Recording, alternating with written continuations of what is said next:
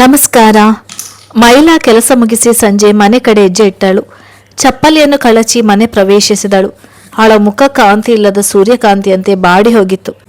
ತನ್ನ ಭುಜದ ಮೇಲಿದ್ದ ಬ್ಯಾಗ್ ಅನ್ನು ಮೇಜಿನ ಮೇಲಿಟ್ಟು ಮನೆಯ ಹಾಲಿನೊಳಗೆ ನಡೆದಳು. ಹಾಲಿನಲ್ಲಿ ತಂದೆ ಮೂರ್ತಿ ಮತ್ತು ಅಕ್ಕ ಮಯೂರಿ ಗಂಭೀರವಾಗಿ ಏನನ್ನೋ ಮಾತನಾಡುತ್ತಿದ್ದರು. ಏನಿವತ್ತು ಅಮ್ಮವರು ಈ ಕಡೆ ಬಂದಿದ್ದೀರಿ? ಅಪ್ಪ ಮಗಳು ಏನೋ ಸೀರಿಯಸ್ ಆಗಿ ಮಾತುಕತೆ ನಡೆಸುವ ಹಾಗೆ ಕಾಣ್ತಿದೆ. ಏನು ಸಮಾಚಾರ?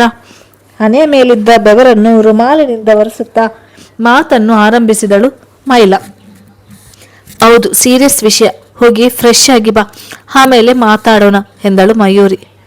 ಆಯಾಸಗೊಂಡಿದ್ದ ಕಾರಣ ಹೆಚ್ಚೇನು ಮಾತನಾಡದೆ ಕೋಣೆ ಹೊಕ್ಕಳು ಮೈಲಾ. ಸ್ನಾನ ಮಾಡಿ ಬಂದು ಅವರ ಬಳಿ ಬಂದು ಕೂತಳು. ಮಯೂರಿ ಬಿಸಿ ಬಿಸಿ ಕಾಫಿ ಮತ್ತು ಪಕೋಡ ಅವಳ ಮುಂದೆ ತಂದಿಟ್ಟು ತಾನು ಅವಳ ಪಕ್ಕದಲ್ಲಿ ಬಂದು ಕುಳಿತುಕೊಂಡಳು. ಏನಿವತ್ತು ಏನೋ ಮಿಸ್ ಹೊಡಿತಿದೆಯಲ್ಲ? ಸೂರ್ಯ ಇವತ್ತು ಯಾವ ಕಡೆಯಿಂದ ಹುಟ್ಟಿದ್ದಾನೆ ಅಂತ ನೀವೇನಾದರೂ ನೋಡಿದ್ರಪ್ಪ? ಅನುಮಾನ ಸೂಚಿಸುತ್ತಾ ಕೇಳಿದಳು. ಹಾ, ಯಾಕೆ, ಏನಾಯಿತು ಕೇಳಿದಳು ಮಯೂರಿ. ಇಷ್ಟು ದಿನ ಮನೆಗೆ ನಾನೇ ಬಾ ಅಂತ ಕರಿತಿದ್ದೆ, ಆದರೆ ಏನೇನೋ ನೆಪ ಹೇಳಿ ತಪ್ಪಿಸಿಕೊಳ್ತಿದ್ದೆ. ಅದಿರಲಿ, ನಾನಾಗಿಯೇ ಕಾಫಿ ಕೇಳಿದರೆ ತಂದು ಕೊಡದವಳು ಇವತ್ತು ಅವರಾಗಿಯೇ ತಂದು ಇಟ್ಟಿದ್ದಾರೆ ಅಂದರೆ ಡೌಟ್ ಬರೋಲ್ವಾ? ಹೇಳಿ ಅಪ್ಪ, ನಿಮಗೆ ಅನುಮಾನ ಬರಲಿಲ್ವಾ? ನನಗೆ ಅನಿಸುವ ಪ್ರಕಾರ ನನ್ನಿಂದೇನೋ ಕೆಲಸ ಆಗಬೇಕಾಗಿದೆ. ಇದಕ್ಕೆ ಇಷ್ಟೆಲ್ಲ ಕಾಳಜಿ ತೋರಿಸ್ತಿರೋದು ಅನುಮಾನಿಸ್ತಾ ಎಂದಳು ಮೈಲಾ. ಹಾಂ, ಏನಂತೆ? ನಮ್ಮ ಅಪ್ಪನ ಮನೆಗೆ ಬರಲಿಕ್ಕೆ ಕಾರಣ ಕೊಡಬೇಕಾ? ಈ ಮನೆಯಲ್ಲಿ ನಿಂಗೆಷ್ಟು ಹಕ್ಕಿದೆ? ಅದಕ್ಕಿಂತ ಸ್ವಲ್ಪ ಜಾಸ್ತಿ ಹಕ್ಕು ನನಗೆ ಇದೆ. ನಾನು ಈ ಮನೆಯ ದೊಡ್ಡ ಮಗಳು. ಮದುವೆಯಾಗಿ ಹೋದ ಮಾತ್ರಕ್ಕೆ ನನಗೆ ಮತ್ತೆ ಈ ಮನೆಗೆ ಇರುವ ಸಂಬಂಧ ಕೊನೆ ಆಗೋಲ್ಲ, ಅದು ಇನ್ನೂ ಜಾಸ್ತಿ ಆಗುತ್ತೆ. ಅದೆಲ್ಲ ನಿಂಗೆಲ್ಲಿ ಅರ್ಥವಾಗುತ್ತೆ?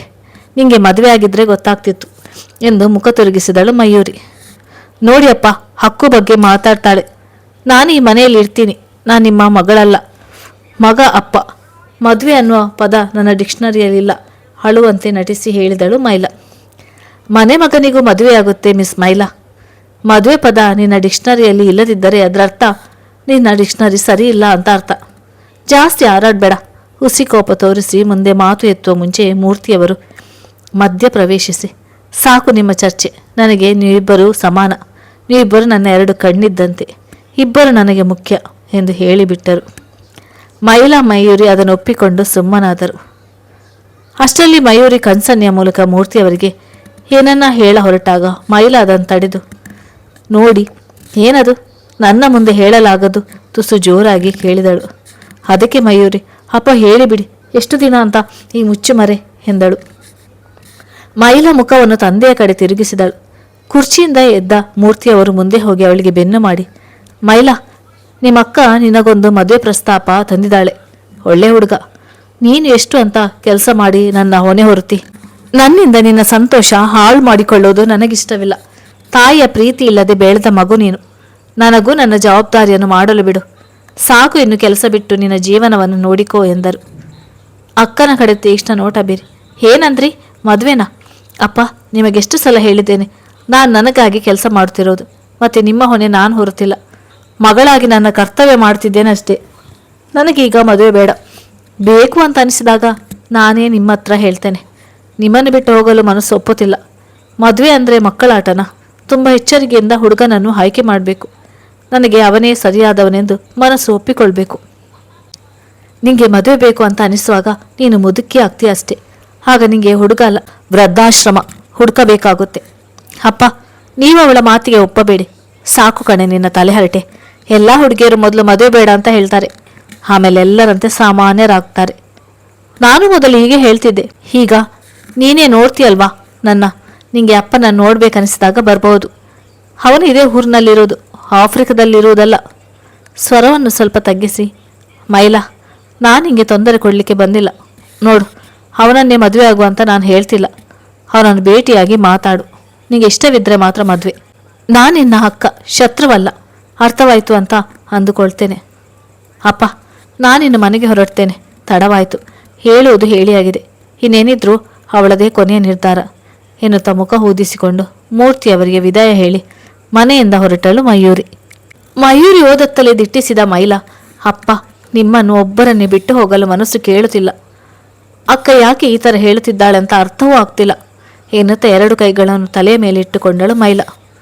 ಮೂರ್ತಿಯವರು ಅವಳನ್ನು ಸಮೀಪಿಸಿ ಅವಳ ತಲೆಯನ್ನು ಸವರುತ್ತಾ, ನೋಡು ಮಗಳೇ, ಆಗಲೂ ಹೇಳಿದ್ದೇನೆ, ಹೀಗಲೂ ಹೇಳುತ್ತಿದ್ದೇನೆ, ನನಗಾಗಿ ನೀನು ನಿನ್ನ ಬದುಕನ್ನು ಹಾಳು ಮಾಡಬೇಡ. ಮಯೂರಿ ನಿನ್ನ ಒಳ್ಳೆಯದಕ್ಕಾಗಿ ಈ ನಿರ್ಧಾರ ತೆಗೆದುಕೊಂಡಿದ್ದಾಳೆ. ಹದಿರಳೆ ಬಿಡು, ನೀನೀಗ ಒಳಗೆ ಹೋಗಿ ವಿಶ್ರಾಂತಿ ತೆಗಿ, ಯೋಚನೆ ಮಾಡಿ ನಿರ್ಧಾರ ತೆಗಿ. ನಿನ್ನ ಮನಸ್ಸೊಪ್ಪುವಂತಹ ಹುಡುಗನನ್ನೇ ಆಯ್ಕೆ ಮಾಡು, ಬಲವಂತ ಇಲ್ಲ ಎಂದು ಹೇಳಿ ಅವರು ಕೋಣೆ ಸೇರಿಕೊಂಡರು. ಬೇರೆಯವರ ಮದುವೆಯಲ್ಲಿ ಪಾಲ್ಗೊಳ್ಳುವುದಕ್ಕೂ ನಾವೇ ಮದುವೆ ಆಗುವುದಕ್ಕೂ ತುಂಬ ವ್ಯತ್ಯಾಸವಿದೆ. ಏನೇ ಆಗಲಿ, ನಮ್ಮ ಕಾಲ ಬುಡಕ್ಕೆ ಬಂದಾಗ ಮಾತ್ರ ನಮಗೆ ಅದರ ಕಷ್ಟ ಗೊತ್ತಾಗುತ್ತದೆ. ಎಲ್ಲಿ ಸಿಕ್ಕಿಬಿದ್ದೆ ಮೈಲಾ? ಯಾವ ಜನ್ಮದಲ್ಲಿ ಯಾರಿಗೆ ತೊಂದರೆ ಮಾಡಿದ್ದೆ? ತಲೆ ಹಾಲಾಗ್ತಿದೆ. ನಾಳೆ ಎಲ್ಲದಕ್ಕೂ ಮೊದಲು ಅಕ್ಕನೊಂದಿಗೆ ಮಾತಾಡಬೇಕು, ಆಗಲೇ ಮನಸ್ಸಿಗೆ ನೆಮ್ಮದಿ ಎನ್ನುತ್ತಾ ತನ್ನ ಕೆಲಸದೆಡೆಗೆ ಗಮನ ಹರಿಸಲು ಪ್ರಯತ್ನಿಸಿದಳು ಮೈಲಾ. ಮರುದಿನ ಬೇಗ ಎದ್ದು ಮನೆ ಕೆಲಸ ಮುಗಿಸಿ ಆಫೀಸ್ಗೆ ಹೋಗಲು ತಯಾರಾದಳು. ಮೂರ್ತಿಯವರೊಂದಿಗೆ ತಿಂಡಿಗೆ ಕುಳಿತುಕೊಂಡಳು. ತಟ್ಟೆಯಲ್ಲಿದ್ದ 2 ಇಡ್ಲಿಯನ್ನು ಕುಟ್ಟುತ್ತಾ ತಲೆಯಲ್ಲೇನೋ ಯೋಚಿಸುತ್ತಿದ್ದದು ಮೂರ್ತಿಯವರ ಗಮನಕ್ಕೆ ಬಂದು, ಮೈಲಾ, ಇನ್ನೂ ಅದರ ಬಗ್ಗೆ ಯೋಚನೆ ಮಾಡ್ತಿದ್ಯಾ? ಜಾಸ್ತಿ ಯೋಚನೆ ಮಾಡಬೇಡ, ಸಂಜೆ ಮಯೂರಿ ಅಕ್ಕನ ಮನೆಗೆ ಹೋಗಿ ಬಾ ಎಂದು ಹೇಳಿದರು. ಮೈಲಾ ಅದಕ್ಕೊಪ್ಪಿಕೊಂಡು ಮೂರ್ತಿಯವರಿಗೆ ವಿದಾಯ ಹೇಳಿ ಆಫೀಸ್ನ ಕಡೆ ಹೆಜ್ಜೆ ಹಾಕಿದಳು. ಆಫೀಸ್ನಲ್ಲಿ ಕೆಲಸದ ಕಡೆ ಗಮನ ಕೊಡಲಾಗದೆ ಮೈಲಾ ಅತ್ತಿಂದ ಇತ್ತ ನೋಡಿಕೊಂಡು ಕಾಲ ಕಳೆಯುತ್ತಿದ್ದಳು. ಅವಳ ಬೆಸ್ಟ್ ಫ್ರೆಂಡ್ ನೈನಾ ಅದನ್ನು ಗಮನಿಸಿ, ಮೈಲಾ, ಏನಾಯಿತು? ಹುಷಾರಾಗಿದ್ಯಾ ತಾನೆ? ಹಾಂ, ಹಾಗೇನಿಲ್ಲ, ಸ್ವಲ್ಪ ಗೊಂದಲದಲ್ಲಿದ್ದೇನೆ, ಸಹಾಯ ಮಾಡ್ತೀಯಾ? ಹೇಳು, ಏನು ಸಹಾಯ ಬೇಕಿತ್ತು? ಅಕ್ಕ ನಾಳೆ ನನ್ನನ್ನು ಒಬ್ಬ ಹುಡುಗನ ಜೊತೆ ಭೇಟಿಯಾಗಲು ಹೇಳಿದಾಳೆ ಕಣೆ. ಪರೀಕ್ಷೆಯಲ್ಲಿ ಉತ್ತರ ಪತ್ರಿಕೆಯನ್ನು 10 ಸಲ ನೋಡಿ ಅದನ್ನು ಶಿಕ್ಷಕರ ಕೈಗೆ ಕೊಡ್ತಿದ್ದವಳು ನಾನು. ಈಗ ಅಕಸ್ಮಾತ್ತಾಗಿ ಬಂದು ಮದುವೆ ಆಗುವಂದರೆ ಹೇಗೆ? ನೀನೇ ಹೇಳು, ಮದುವೆ ಅಂದರೆ ತಮಾಷೆನಾ? ಒಬ್ಬರನ್ನೊಬ್ಬರು ಅರ್ಥ ಮಾಡಿಕೊಳ್ಳಬೇಕಾಗುತ್ತದೆ. ಅಷ್ಟೇ ಅಲ್ಲ, ಅವರನ್ನು ಮೊದಲ ಬಾರಿ ಭೇಟಿಯಾದಾಗ ಇವರೇ ನಮಗೆ ಸರಿ ಅಂತ ಮನಸ್ಸಿನೊಳಗಿನ ಧ್ವನಿ ನಮ್ಮನ್ನು ಎಚ್ಚರಿಸಬೇಕು. ಮೈಲಾ ಮುಖದ ಮುಂದೆ ಬೆರಳಾಡಿಸುತ್ತಾ ಕರೆದಳು ನೈನಾ. ಕಲ್ಪನೆಯ ಲೋಕದಲ್ಲಿ ಮುಳುಗಿ ಹೋದೆ ಅನಿಸುತ್ತೆ, ನಗು ಬೀರುತ್ತಾ ಅಂದಳು ನೈನಾ. ಹೋಗೆ ನೈನಾ, ನೀನಾದರೂ ನನ್ನನ್ನು ಅರ್ಥ ಮಾಡಿಕೊಳ್ತೀಯ ಅಂತ ಅಂದುಕೊಂಡಿದ್ದೆ, ಆದರೆ ನೀನು ಅವರಂತೆ. ಸಾರಿ ಮೈಲಾ, ನೋಡು, ಅವರು ಹೇಳುವುದರಲ್ಲೂ ಅರ್ಥವಿದೆ. ಅಂಕಲ್ಗೆ ನಿನ್ನ ಮದುವೆಯದೇ ಚಿಂತೆ, ಹಾಗಾಗಿ ಹೀಗೆ ಹೇಳ್ತಿದ್ದಾರಷ್ಟೆ. ಅವರೆಲ್ಲಿ ಅವನನ್ನೇ ಮದುವೆ ಆಗುವಂತ ಹೇಳ್ತಿದ್ದಾರೆ?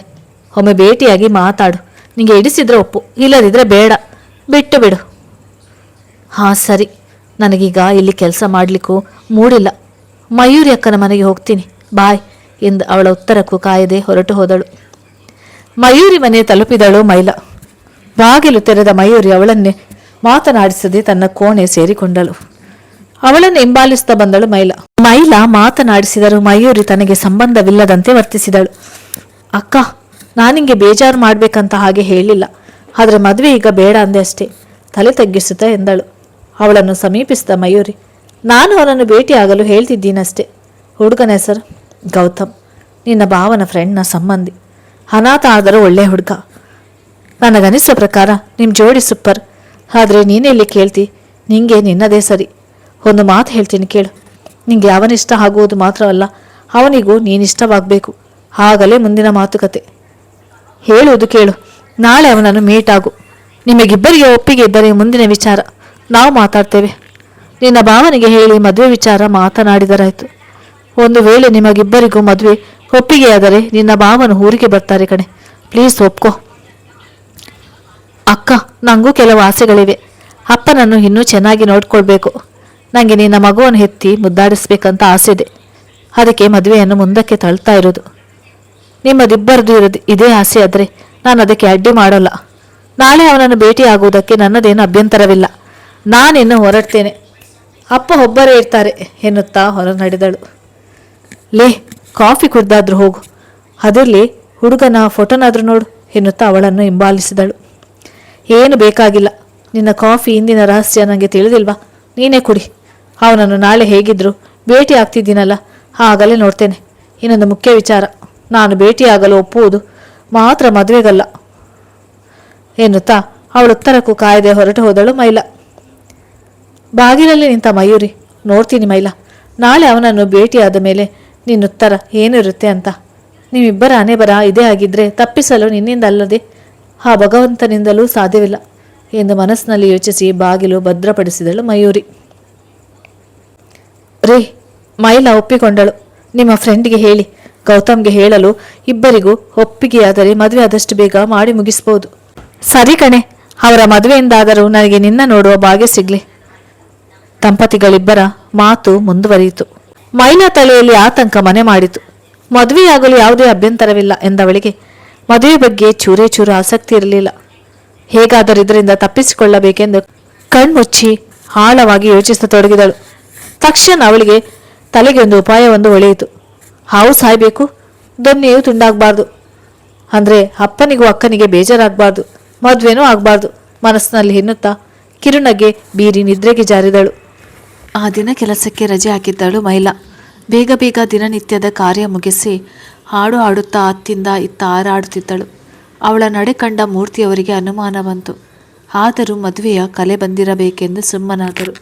ಆದರೆ ಅವಳ ತಲೆಯಲ್ಲಿ ಓಡಾಡುತ್ತಿದ್ದ ಉಪಾಯ ಅವಳೊಬ್ಬಳಿಗೆ ಗೊತ್ತಿದ್ದದು.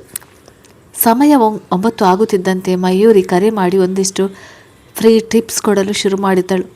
ನೋಡು ಮೈಲಾ, ಅವರ ಮುಂದೆ ಹುಚ್ಚಾಟ ಮಾಡಬೇಡ. ಸರಿಯಾಗಿ 11 ಗಂಟೆಗೆ ದಿ ಕೆಫೆಯಲ್ಲಿರು. ಅವರಿಗೆ ಟೈಮ್ ಸೆನ್ಸ್ ಜಾಸ್ತಿನೇ ಇದೆ. ತಡ ಮಾಡಬೇಡ. ನಿಂಗಿಂತ ಮುಂಚೆ ಅವರಿಗೆ ಒಂದು ಮೀಟಿಂಗ್ ಇದೆ. ಅದು ಮುಗಿಯೋದ್ರೊಳಗೆ ನೀನಲ್ಲಿರಬೇಕು. ಅವರಿಗೆ ನೀಟ್ನೆಸ್ ಅಂದರೆ ಇಷ್ಟ. ಸಿಂಪಲಾಗಿ ರೆಡಿಯಾಗು. ಬಿಳಿ ಬಟ್ಟೆ ಧರಿಸು. ತಪ್ಪಿಯೂ ಕಪ್ಪು ಬಣ್ಣದ ಬಟ್ಟೆ ಧರಿಸಬೇಡ. ನಾನು ಕೇಳಿದ ಪ್ರಕಾರ ಅವರಿಗೆ ಬಿಳಿ ಬಣ್ಣ ಅಂದರೆ ಇಷ್ಟ. ಅವರು ಯಾರನ್ನಾದರೂ ಮೊದಲ ಬಾರಿಗೆ ಭೇಟಿಯಾಗಲು ಹೋಗುವುದಿದ್ದರೆ ಬಿಳಿ ಉಡುಪನ್ನೇ ಧರಿಸ್ತಾರೆ. ಸಾಧ್ಯವಾದರೆ ಅಚ್ಚುಕಟ್ಟಾಗಿ ಸೀರೆ ಉಡು. ನಿನ್ನ ತರ್ಲೆಯನ್ನು 1 ದಿನದ ಮಟ್ಟಿಗೆ ಬೀಗ ಹಾಕಿ ಬೀರುವಿನಲ್ಲಿಡು. ಹೇಳಿದ್ದು ಕೇಳಿತಲ್ವಾ? ನಿನ್ನ ಕಪಿ ಬುದ್ಧಿ ಅವರ ಮುಂದೆ ತೋರಿಸಬೇಡ. ಸರಿ ಮಯೂರಿ ಯವರೇ, ನಿಮ್ಮ ಆಜ್ಞೆಗೆ ನಾನು ಬದ್ಧ. ಫೋನ್ ಇಡ್ಲಾ? ರೆಡಿ ಆಗಬೇಕು, ಬಾಯ್ ಎನ್ನುತ್ತಾ ಕರೆ ತುಂಡರಿಸಿದಳು. ಮೈಲಾ ತಲೆಯಲ್ಲೊಂದು ಸಂಚು ತಯಾರಾಗಿತ್ತು. ಇನ್ನೇನು ಅದು ಕಾರ್ಯರೂಪಕ್ಕೆ ಬರುವುದೊಂದಿತ್ತು. 1 ಗಂಟೆಯೊಳಗೆ ತಯಾರಾಗಿ ಮೂರ್ತಿಯವರ ಮುಂದೆ ಬಂದು ನಿಂತಳು ಮೈಲಾ. ಆಗಲೇ 10 ಕಳೆದಿತ್ತು. ಅವಸರವಾಗಿ ಮನೆಯಿಂದ ಕೆಫೆ ಕಡೆ ಹೊರಟಳು. ಮನೆ ಅಂಗಳದಲ್ಲಿ ಸ್ಕೂಟಿ ಇದ್ದರು. ಈ ಬಾರಿ ಆಟೋ ಏರಿದ್ದಳು. ಇದವಳ ಪ್ಲ್ಯಾನ್ ಒಂದು ಭಾಗ. ಮಿಸ್ಟರ್, ನಿಮಗೆ ಹೇಗೆ ಚಮಕ್ ಕೊಡ್ತೀನಂತ ನೋಡ್ತಾ ಇರಿ ಎಂದು ಮನಸ್ಸಿನಲ್ಲಿಯೇ ಖುಷಿ ಬೀರಿದಳು.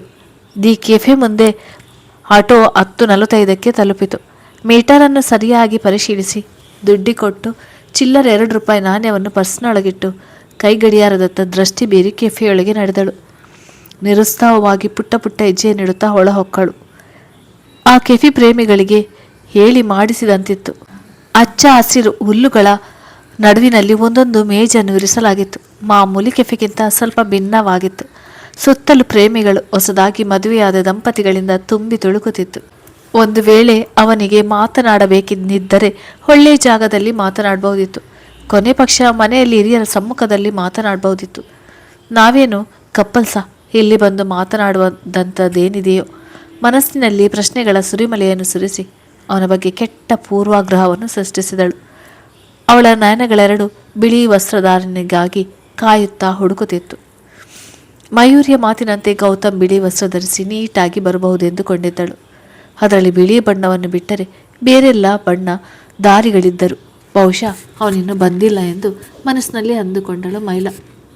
ಇವಳ ಗ್ರಾಚಾರಕ್ಕೆ ಅಲ್ಲಿ ಯಾವುದೇ ಟೇಬಲ್ ಖಾಲಿ ಇರಲಿಲ್ಲ. ಬೇರೆ ದಾರಿ ಇಲ್ಲದೆ ಅಲ್ಲೇ ಸಮೀಪದಲ್ಲಿ ನಿಂತು ಬಿಟ್ಟಳು. ಬೇರೆಯವರಿಗೆ ಸಮಯದ ಪಾಠವನ್ನು ಹೇಳಿಕೊಡುತ್ತಿದ್ದವ ಇವತ್ತು ಅವನೇ ಪಾಠ ಮರೆತಿರುವ ಆಗಿದೆಯಲ್ಲ. ಒಂದು ವೇಳೆ ನಿನ್ನೆ ಅವನ ಫೋಟೋ ನೋಡಿದ್ದರೆ ಅವನನ್ನು ಸುಲಭವಾಗಿ ಗುರುತು ಹಿಡಿಯಬಹುದಿತ್ತು. ಈಗ ಅಕ್ಕನ ಹತ್ರ ಕೇಳಿದರೆ ಅವಳೇನು ಅಂದುಕೊಳ್ಳಲ್ಲ. ಬೇಡ, ನಿನ್ನ ತಲೆಯೂ ಇದೆ. ಮೈಲಾ ಸರಿಯಾದ ಸಮಯಕ್ಕೆ ನಿನ್ನಿಂದ ಮೈಲುಗಟ್ಟಲೆ ದೂರ ಹೋಗಿ ಬಿಡುವಂಥದ್ದು.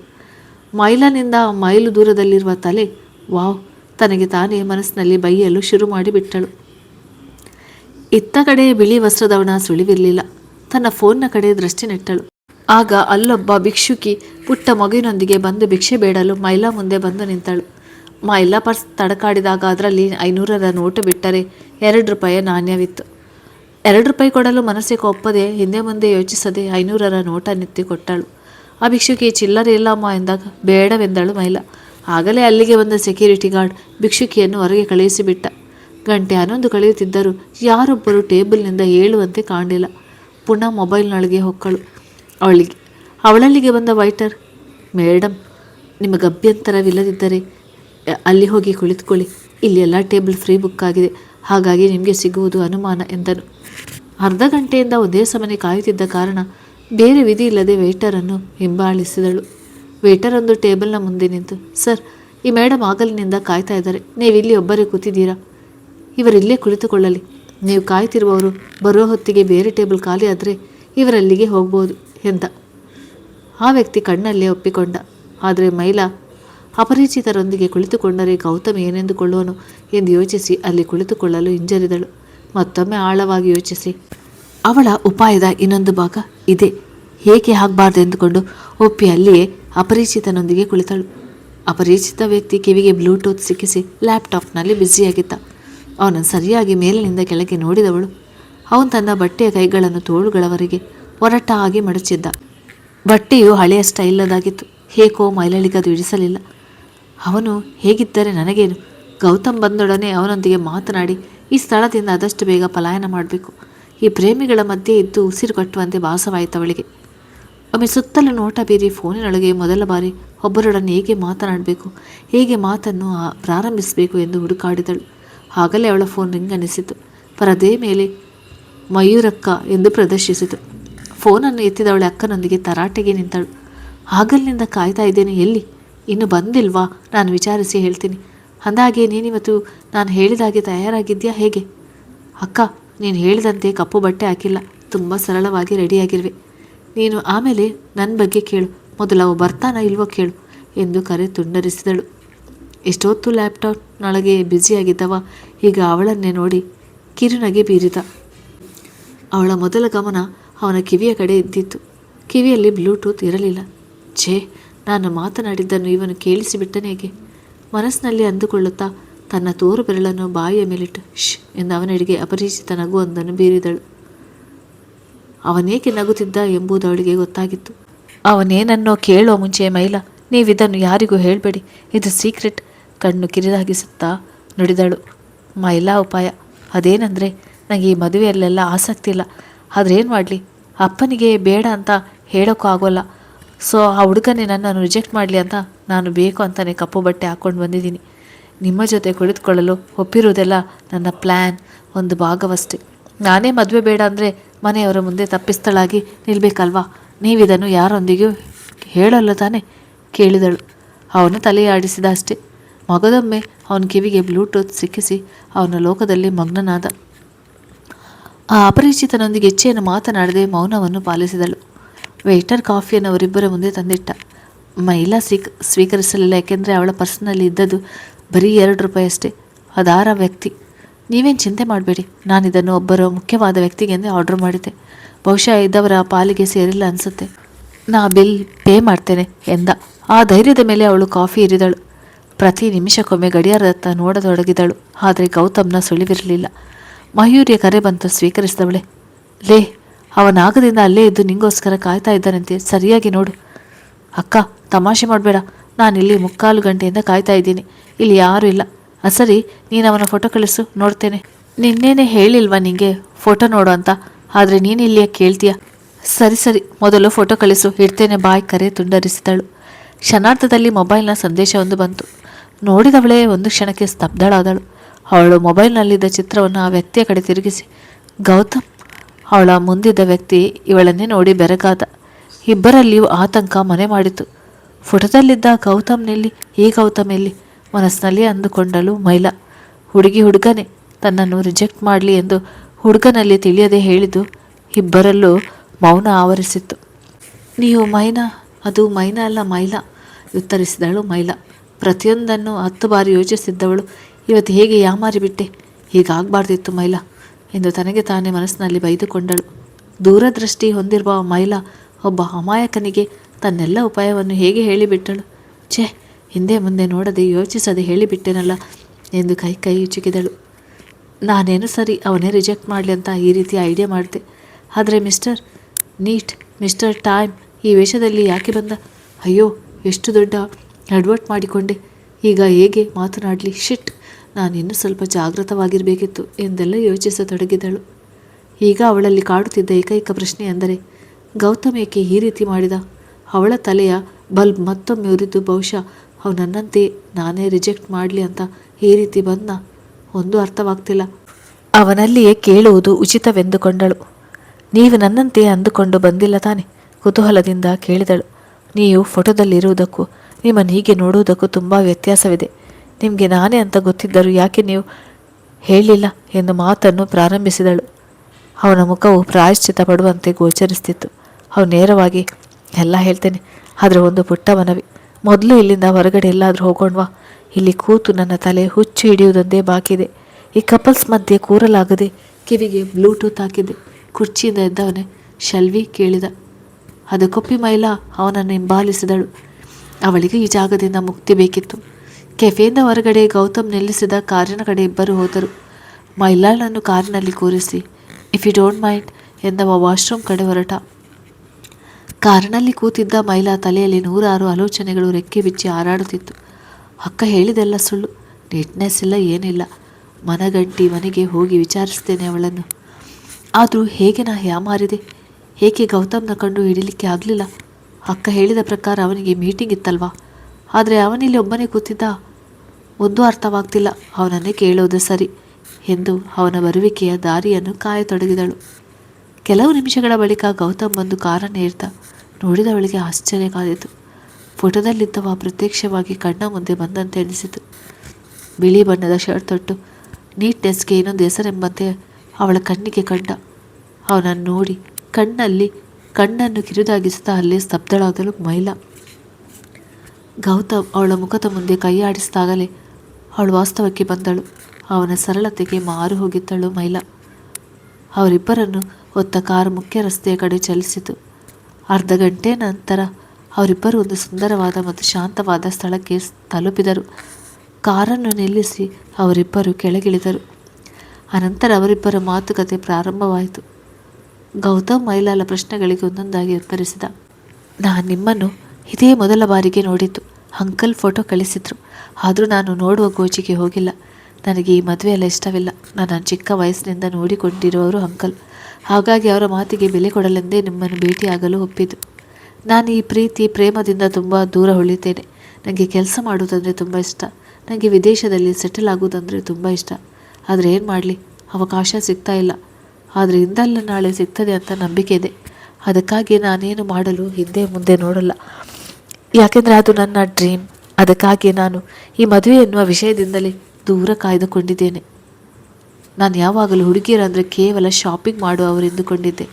ಆದರೆ ನೀವು ಆ ಥರದವರಲ್ಲ ಅಂತ ನೀವು 500ರ ನೋಟು ಕೊಟ್ಟಾಗಲೇ ಗೊತ್ತಾಯಿತು ಎಂದು ದೀರ್ಘವಾದ ಉತ್ತರವನ್ನು ಮುಗಿಸಿದ. ಇದನ್ನೆಲ್ಲ ಇವ ಯಾವಾಗ ನೋಡಿದ ಎಂದು ಮನಸ್ಸಿನಲ್ಲಿ ಅಂದುಕೊಂಡಳು. ಮತ್ತೆ ಅವಳು ಉತ್ತರಿಸಿದಳು. ಸೊ ಹಾಗಾದರೆ ನೀವು ಯೋಚಿಸುವುದು ಒಂದೇ ಥರ ಆಯಿತು ಅಂತ ಇಟ್ಕೊಳ್ಳಿ. ನೀವೇ ರಿಜೆಕ್ಟ್ ಮಾಡಲಿ ಅಂತ ನಾನೇ ರಿಜೆಕ್ಟ್ ಮಾಡಲಿ ಅಂತ ನೀವು, ಸರಿ ಹೋಯಿತು ಎಂದು ನಕ್ಕಳು. ಮತ್ತು ನಿಮಗೆ ಇವತ್ತು ಮೀಟಿಂಗ್ ಇತ್ತಂತೆ, ಆದರೆ ಆನ್ಲೈನ್ ಮೀಟಿಂಗ್ ಎಂದು ಚುಟುಕಾಗಿ ಉತ್ತರಿಸಿದ. ಮೈಲಾ, ಇವತ್ತು ಯಾಕೋ ನಿನ್ನ ಟೈಮ್ ಸರಿಯಾಗಿಲ್ಲ. ಇಷ್ಟು ಚಿಕ್ಕ ವಿಷಯ ನಿನ್ನ ತಲೆಗೆ ಹೊಕ್ಕುತ್ತಿಲ್ಲ ಯಾಕೆ ಎಂದು ಮನಸ್ಸಿನಲ್ಲಿ ಯೋಚಿಸತೊಡಗಿದಳು. ಪುಟ್ಟ ನಗುವೊಂದನ್ನು ಬೀರಿದಳು. ಅದಕ್ಕೆ ಪ್ರತಿಯಾಗಿ ಅವನು ನಕ್ಕನು. ಮುಂದೆ ಅವರಿಬ್ಬರ ಮಾತು ಮುಂದುವರೆದು ಹೊರಡಲನುವಾದರು ಇಬ್ಬರು. ಈ ಬಾರಿ ಮೈಲಾ, ನಾನೇ ಮನೆಗೆ ಹೋಗ್ತೇನೆ, ನಿಮಗೆ ತೊಂದರೆ ಬೇಡ ಎಂದಳು. ಅದಕ್ಕೆ ಅವನು, ₹2 ಸಖತ್ ಪವರ್ ಇದೆ ಅಂತ ಗೊತ್ತು, ಆದರೆ ಈಗ ಅದನ್ನು ನಂಬಿದರೆ ನೀವಿಲ್ಲೇ ಉಳಿಯುವುದೊಂದು ಗ್ಯಾರಂಟಿ ಎಂದ. ಅವಳಿಗೆ ಅದುವೇ ಸರಿ ಎನಿಸಿ ಅವನೊಂದಿಗೆ ಕಾರಿನಲ್ಲಿ ಹೊರಡಲು ಒಪ್ಪಿಗೆ ಸೂಚಿಸಿದಳು. ಕಾರು ಮೈಲಾ ಮನೆಯ ಪಕ್ಕದ ರಸ್ತೆಯ ಮುಂದೆ ನಿಂತಿತು. ಮೈಲಾ ಕೆಳಗಿಳಿದು ಬಾಯ್ ಎಂದು ಹೇಳಿ ಹೊರಟಾಗ ತಡೆದವನೇ ಹೇಳಿದ, ಒಂದು ವೇಳೆ ಮನೆಯಲ್ಲಿ ಕೇಳಿದರೆ ಏನು ಹೇಳ್ತೀರಾ? ಒಪ್ಪಿಗೆ ಅಂತಲ್ಲ ಅಥವಾ ರಿಜೆಕ್ಟ್? ಪ್ರತಿಯಾಗಿ ನಕ್ಕ ಅವಳೆ. ನಾನೇ ಹೇಳ್ತೀನಿ. ಒಂದು ವೇಳೆ ನಿಮ್ಮ ಹತ್ರ ಕೇಳಿದರೆ ನೀವೇನು ಹೇಳ್ತೀರಾ ಎಂದು ಹೇಳಿ ಮನೆ ಕಡೆ ಹೆಜ್ಜೆಯನ್ನಿಟ್ಟಳು. ಅದಕ್ಕೆ ಅವನು, ನನಗೆ ಓಕೆ ಮನಸ್ಸಿನಲ್ಲಿ ಅಂದ. ಮತ್ತೆ ಗೌತಮ್ ಕೆಲಸದ ಕಡೆ ಹೊರಟ. ಮೈಲಾ ಮನೆಯತ್ತ ಹೆಜ್ಜೆ ಇಡುತ್ತಿದ್ದಂತೆ ಮಯೂರಿ ಹಾಗೂ ಮೂರ್ತಿಯವರು ಅವಳನ್ನು ಸುತ್ತುವರೆದರು. ಏನಾಯಿತು ಮೈಲಾ, ಹುಡುಗ ಓಕೆನಾ? ನನಗೆ ತುಂಬ ಸುಸ್ತಾಗಿದೆ ಎಂದಷ್ಟೇ ಹೇಳಿ ಅಲ್ಲಿಂದ ಜಾರಿದಳು. ತನ್ನ ಕೋಣೆಯೊಳಗೆ ಹೊಕ್ಕಿ ಬಾಗಿಲನ್ನು ಭದ್ರಪಡಿಸಿ ಬಾಗಿಲಿಗೆ ಒರಗಿದವಳು ಹಿಂದು ನಡೆದ ಭೇಟಿಯ ಸಿಹಿ ಕ್ಷಣಗಳನ್ನು ನೆನೆದು ನಾಚಿಕೆಯಿಂದ ಮುಖವನ್ನು ಮುಚ್ಚಿದಳು. ಅನಂತರ ಕೋಣೆಯಿಂದ ಹೊರಗೆ ಬಾರಲೇ ಇಲ್ಲ. ನಿಂತಲ್ಲಿ ಕೂತಲ್ಲಿ ಗೌತಮ್ ಗೋಚರಿಸುತ್ತಿದ್ದ. ಒಂದು ಭೇಟಿಯ ಪ್ರಭಾವ ತುಂಬ ಜೋರಾಗೇ ಇತ್ತು. ಹೊರಗಿನಿಂದ ಮಯೂರಿ ಊಟಕ್ಕೆ ಬಾ ಎಂದಾಗ ಹಸಿವಿಲ್ಲ ಎಂದಳು. ಬಹುಶಃ ಪ್ರೀತಿಯಲ್ಲೇ ಹೊಟ್ಟೆ ತುಂಬಿರಬೇಕೇನೋ. ನಿದ್ದೆಗೆ ಇವಳ ಪ್ರೀತಿಯನ್ನು ಭಂಗ ಮಾಡಲು ಇಷ್ಟವಿಲ್ಲವೇನೋ. ಅದು ಇವಳ ಬಳಿ ಸುಳಿಯಲಿಲ್ಲ. ಹಾಗೆ ಆ ದಿನ ನಡೆದ ಘಟನೆಗಳನ್ನು ಒಂದೊಂದಾಗಿ ನೆನಪು ಮಾಡಿಕೊಳ್ಳುತ್ತಾ ಅತ್ತಿಂದತ್ತ ಹೊರಳಾಡಿ ಸಮಯ ಕಳೆದಳು. ರಾತ್ರಿಯ ಕತ್ತಲು ಮೆಲ್ಲನೆ ಸರಿದು ಬೆಳಗಿನ ಸೂರ್ಯನ ಕಿರಣಗಳನ್ನು ಬರಮಾಡಿಕೊಂಡವು. ತನ್ನೆಲ್ಲ ಸಿಹಿ ಕ್ಷಣಗಳನ್ನು ಬದಿಗಿಟ್ಟು ದಿನನಿತ್ಯದ ಕಾರ್ಯಗಳನ್ನು ಮುಗಿಸಿ ಎಂದಿಗಿಂತ ಬೇಗ ಆಫೀಸ್ಗೆ ಹೋದಳು. ಮಯೂರಿಯ ಪ್ರಶ್ನೆಗಳ ಪ್ರಹಾರದಿಂದ ತಪ್ಪಿಸಿಕೊಳ್ಳುವ ಮಾರ್ಗವಿದು. ಪಾಪ ನಮ್ಮ ಮೈಲಾ ಪಾಡು ಆಫೀಸ್ನಲ್ಲಿಯೂ ಸರಿ ಇರಲಿಲ್ಲ. ಮನವನ್ನು ಕೇಂದ್ರೀಕರಿಸಲಾಗಲಿಲ್ಲ. ಅವನ ನೆನಪುಗಳು ಮತ್ತೆ ಮತ್ತೆ ಮಳೆಹನಿಯಂತೆ ಇವಳನ್ನು ಒದ್ದೆ ಮಾಡಲು ಕಾಯುತ್ತಿತ್ತು. ಅದನ್ನು ಗಮನಿಸಿದ ನಯನ, ಏನಿಯುತ್ತು, ಮೊನ್ನೆಯ ರೀತಿಯದೇ ಮೂಡು, ಮೊನ್ನೆ ಪರವಾಗಿಲ್ಲ, ಮೀಟ್ ಆಗ್ತೀಯ ಅಂತ ಎಕ್ಸೈಟೆಡ್, ಈಗ ಯಾಕೆ ಈ ರೀತಿಯ ಮುಖ ಮಾಡುತ್ತಿದ್ದಿ, ಗೊತ್ತಾಗ್ಲಿಲ್ವಲ್ಲ?